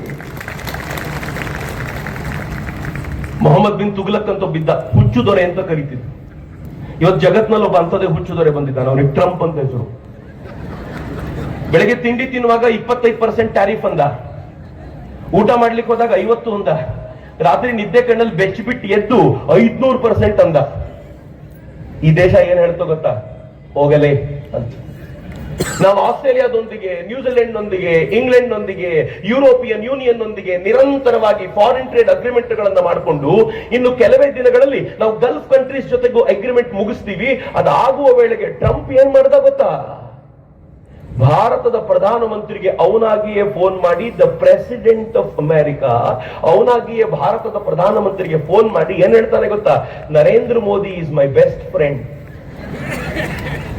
ನಾವು ಒಂದು ಒಪ್ಪಂದ ಮಾಡ್ಕೊಳ್ತೀವಿ, ನಾವು ಭಾರತಕ್ಕೆ ಹಾಕಿರುವ ಈ ಟ್ಯಾರಿಫ್ ಅನ್ನ 500%, 100, 55 ಎಲ್ಲ ತೆಗೆದು 18% ಇಳಿಸಿ ಏನ್ ಹೇಳ್ತಾನೆ ಗೊತ್ತಾ? ಇಡೀ ಏಷ್ಯಾದಲ್ಲೇ ಅತ್ಯಂತ ಕಡಿಮೆ ಟ್ಯಾರಿಫ್ ಯಾರ ಮೇಲಾದ್ರೂ ಇದ್ರೆ ಅದು ಭಾರತದ ಮೇಲೆ ಅಂತ. ಇದು ಬಾಗಿರೋದು ಯಾಕೆ ಗೊತ್ತಾ? ತಾಕತ್ತಿಂದ ನಾವು ಜೊತೆಯಲ್ಲಿ ನಿಂತಿದ್ದೀವಿ, ನಾವೆಲ್ಲರೂ ಒಗ್ಗೂಡಿಕೊಂಡು ನಿಂತಿದ್ದೀವಿ ಅಂತ. ಮಿತ್ರ, ಈ ದೇಶ ನಮಗೆ ಸೇರಿದ್ದು. ನಾನು ಮತ್ತೆ ಪುನರುಚ್ಚರಿಸ್ತೀನಿ, ಈ ದೇಶ ನಮಗ್ ಸೇರಿದ್ದು. ಈ ದೇಶ ಏನಾದ್ರೂ ನಾಶವಾಗುತ್ತೆ ಅಂತ ಆದ್ರೆ ಕಣ್ಣಲ್ಲಿ ನೀರಲ್ಲ, ರಕ್ತ ಬರೋದು ನಮಗೆ ರೀ. ಈ ದೇಶದಲ್ಲಿರುವಂತ ಅನೇಕ ಜನಾಂಗಗಳು ನಮಗೆ ಪಾಕಿಸ್ತಾನ ಇದೆ, ನಮ್ಗೆ ಅಫ್ಘಾನಿಸ್ತಾನ ಇದೆ, ನಮಗೆ ಬೇರೆ ರಾಷ್ಟ್ರಗಳಿವೆ ಅಂತ ಹೇಳ್ತಾರೆ. ನನಗೆ ನಿಮ್ಗೆ ಬೇರೆ ರಾಷ್ಟ್ರ ಇಲ್ಲ ರೀ, ಇರೋದು ಒಂದೇ ಭಾರತ. ಇದನ್ನು ಕಳ್ಕೊಂಡ್ರೆ ನೀವು ಲಿಂಗಾಯತರಾಗಿದ್ರು ಉಪಯೋಗ ಇಲ್ಲ, ನೀವು ವೀರಶೈವರಾಗಿದ್ರೆ, ನೀವು ಬ್ರಾಹ್ಮಣರಾಗಿದ್ರೆ, ನೀವು ಒಕ್ಕಲಿಗರಾಗಿದ್ರೆ ಏನೂ ಉಪಯೋಗ ಇಲ್ಲ. ಯಾಕೆಂದ್ರೆ ಇರಬೇಕಾದ ನೆಲೆನೇ ಇಲ್ಲ. ಪೆಹಲ್ಗಾಂವ್ನಲ್ಲಿ ಶೂಟ್ ಮಾಡಿದ ಆ ಪಾಕಿಸ್ತಾನದ ಭಯೋತ್ಪಾದಕರು ಶೂಟ್ ಮಾಡುವಾಗ ನೀನ್ ಲಿಂಗಾಯತನೋ, ನೀನ್ ವೀರಶೈವನೋ, ನೀನು ಬ್ರಾಹ್ಮಣನೋ ಅಂತ ಕೇಳಲಿಲ್ಲ. ಪ್ಯಾಂಟು ಬಿಚ್ಚಿ ನೀನು ಹಿಂದುವ ಅಂತ ನೋಡಿ ಹಿಂದೂ ಅಂತ ಗುರುತಿಸಿ ಹೊಡೆದ್ರಲ್ಲ. ನಮ್ಗೆ ಈಗಲೂ ಎಚ್ಚರಿಕೆ ಆಗಲಿಲ್ಲ ಅಂತಂದ್ರೆ ಹೆಂಗೆ ಎನ್ನುವ ಪ್ರಶ್ನೆ ಅಷ್ಟೇ ನಾನು ಕೇಳಲಿಕ್ಕೆ ಬಂದಿರೋದು. ಮಿತ್ರ, ಇವತ್ತಿನ ಭಾರತ ಈ ಎಲ್ಲ ಪ್ರಶ್ನೆಗೂ ಉತ್ತರ ಕೊಡ್ಲಿಕ್ಕೆ ಸಜ್ಜಾಗಿ ನಿಂತಿದೆ. ನಾನು ಅದಕ್ಕೆ ತಮಾಷೆ ಮಾಡ್ತಿದ್ದೆ ನನ್ನ ಬೆಳಗಾವಿಯಲ್ಲಿ. ಇವತ್ತಿನ ಭಾರತ ಹೆಂಗೆ ಅಂತಂದ್ರೆ, ಕಳೆದ ಕೆಲವು ವರ್ಷಗಳ ಹಿಂದೆ ಕಚ್ಚಿನ ಮರುಭೂಮಿಯಲ್ಲಿ ಒಂದು ಶಿವಲಿಂಗ ಸಿಕ್ತು, ಪಿಂಕ್ ಕಲರ್ ಶಿವಲಿಂಗ, ಅದ್ಭುತವಾದ ಶಿವಲಿಂಗ. ಅದಕ್ಕೂ ಸ್ವಲ್ಪ ದಿನಗಳ ನಂತರ ಕೃಷ್ಣಾ ನದಿಯಲ್ಲಿ ಒಂದು ರಾಮನ ವಿಗ್ರಹ ಸಿಕ್ತು. ಗೊತ್ತಿಲ್ಲ ಎಷ್ಟು ಜನರಿಗೆ ನೆನಪಿದೆಯೋ ಅಂತ. ಆಗ ಯಾರೋ ಇತಿಹಾಸಕಾರರು ಹೇಳಿದ್ರು, ಮೂಲ ಅಯೋಧ್ಯೆಯಲ್ಲಿದ್ದ ರಾಮನ ವಿಗ್ರಹ ಇದು, ಆಕ್ರಮಣ ಆದಾಗ ಯಾರೋ ಅಲ್ಲಿಂದ ಹೊತ್ಕೊಂಡು ಬಂದು ಇಲ್ಲಿ ಮುಚ್ಚಿಟ್ಟಿದ್ರು, ಈಗ ಈ ವಿಗ್ರಹಗಳೆಲ್ಲ ಮೇಲ್ ಬರ್ತಿವೆ. ನನಗನ್ನಿಸ್ತು ದೇವರುಗಳಿಗೂ ಈ ಕಾನ್ಫಿಡೆನ್ಸ್ ಬಂದಿದೆ. ಈಗ ಹೊರಗಡೆ ಬಂದ್ರೆ ಒಂದಾಗಿರುವ ಈ ಹಿಂದೂ ಸಮಾಜ ನಮ್ಮನ್ನು ಚೆನ್ನಾಗಿ ನೋಡಿಕೊಳ್ಳುತ್ತೆ ಅನ್ನೋ ವಿಶ್ವಾಸ ದೇವರಿಗೂ ಬಂದಿರುವಂತ ಕಾಲಘಟ್ಟದಲ್ಲಿ ನಾವಿರುವಾಗ ಹಿಂದಡಿ ಇಡುವಂತ ಪ್ರಮೇಯವೇ ಇಲ್ಲ. ಮುಂದಕ್ಕೆ ಹೋಗ್ಬೇಕು ಅಷ್ಟೇ. ಯಾರು ಅಡೆತಡೆ ಬರಲಿ, ಮುಂದಕ್ಕೆ ಹೋಗ್ತಾ ಹೋಗುದು. ಆ ಹೋಗುವ ಪ್ರಕ್ರಿಯೆಯಲ್ಲಿ ನಾವಿವತ್ತು ಒಂದಾಗಬೇಕಾದಂತ ಅಗತ್ಯ ಇದೆ. ಅದಕ್ಕೋಸ್ಕರ ಹಿಂದೂ ಸಂಗಮ ಅಂದ್ರೆ ಏನ್ ಗೊತ್ತಾ? ನಿಮ್ಗೆ ಎಲ್ರಿಗೂ ಗೊತ್ತಿದೆ, ಪ್ರಯಾಗದಲ್ಲಿ ಒಂದು ಮಹಾಕುಂಭ ನಡೀತು. ಏನಾಯ್ತು? ಅಲ್ಲಿ ಗಂಗೆ, ಯಮುನೆ ಮತ್ತು ಸರಸ್ವತಿ ಗುಪ್ತ ವಾಹಿನಿಯಾಗಿ ಸೇರ್ಕೊಂಡ್ರು. ಈ ಸಂಗಮದಲ್ಲಿ ಏನಾಗಿದೆ ಗೊತ್ತಾ? ಎಲ್ಲ ಜಾತಿ ಮತ ಪಂಥಗಳು ತಮ್ಮ ಭೇದವನ್ನ ಮರೆತು ಒಟ್ಟಾಗಿ ಸೇರ್ಕೊಂಡು ಒಂದು ಸಂಗಮ ಮಾಡಿದೀವಲ್ಲ. ಯಾರ್ಯಾರು ಆ ಸಂಗಮದಲ್ಲಿ ಸ್ನಾನ ಮಾಡಿದ್ರೋ ಇಲ್ವೋ, ಆ ಸಂಗಮದಲ್ಲಿ ಸ್ನಾನ ಮಾಡಿದವರಿಗೆ ಪುಣ್ಯ ಬರುತ್ತೆ ಅಥವಾ ಬರದೇ ಹೋದ್ರೂ ಚಿಂತೆ ಇಲ್ಲ. ಈ ಸಂಗಮದಲ್ಲಿ ಯಾರ್ಯಾರು ಮಿಂದೆದ್ರೋ ಮುಂದಿನ 1000 ವರ್ಷಗಳ ಕಾಲ ನೆನಪುಳಿಯುವಂತ ಕೆಲಸ ಮಾಡಿದ್ದಾರೆ ಅನ್ನೋದು ನನಗಂತೂ ಯಾವ ಅನುಮಾನವೂ ಇಲ್ಲ. ಪದೇ ಪದೇ ಈ ಸಂಗಮದಲ್ಲಿ ಮೀಯುವ ಭಾಗ್ಯ ನನಗೆ ಸಿಗ್ತಾ ಇದೆಯಲ್ಲ, ನನ್ನನ್ನು ನಾನು ತುಂಬಾ ಭಾಗ್ಯವಂತ ಅಂತ ಭಾವಿಸಿಕೊಳ್ತೀನಿ. ಇಂಥ ಭಾಗ್ಯಕ್ಕೆ ಅವಕಾಶ ಮಾಡಿಕೊಟ್ಟಂತ ಇಲ್ಲಿನ ಸಮಸ್ತ ನಾಗರಿಕರಿಗೂ ಎಲ್ಲರಿಗೂ ನಾನು ಅತ್ಯಂತ ಪ್ರೀತಿಯಿಂದ ವಂದಿಸ್ತಾ ನನ್ನ ಮಾತುಗಳನ್ನ ತಾಯಿ ಭಾರತೀಯ ಪದತಲಕ್ಕೆ ಸಮರ್ಪಿಸಿ ಸಮರ್ಪಿಸೋಕ್ಕಿಂತ ಮುಂಚೆ ಒಂದು ಸಲ ಉಚ್ಚ ಕಂಠದಲ್ಲಿ ಎರಡೂ ಕೈಗಳನ್ನ ಗಾಳಿಗೆತ್ತಿ ಜೋರಾಗಿ ಒಂದು ಘೋಷಣೆ ಕೊಡಿ. ನನ್ನ ಜೊತೆ ತಾಯಂದ್ರ ಸಂಖ್ಯೆ ಜಾಸ್ತಿ ಇದೆ ಅಮ್ಮ, ಜೋರಾಗಿ ಕೊಡಬೇಕು. ನಾವು ಗಟ್ಟಿಗಿತ್ತಿಯರು ಅಂತ ತೋರಿಸಿಕೊಳ್ಳುವಂತ ಘೋಷಣೆ ಆಗ್ಲಿ. ಒಂದು ಸಲ ಉಚ್ಚ ಕಂಠದಲ್ಲಿ ಬೋಲೋ ಭಾರತ್ ಮಾತಾ ಕೀ, ಬೋಲೋ ಭಾರತ್ ಮಾತಾ ಕೀ, ವಂದೇ ವಂದೇ, ಜೈ ಹಿಂದ್.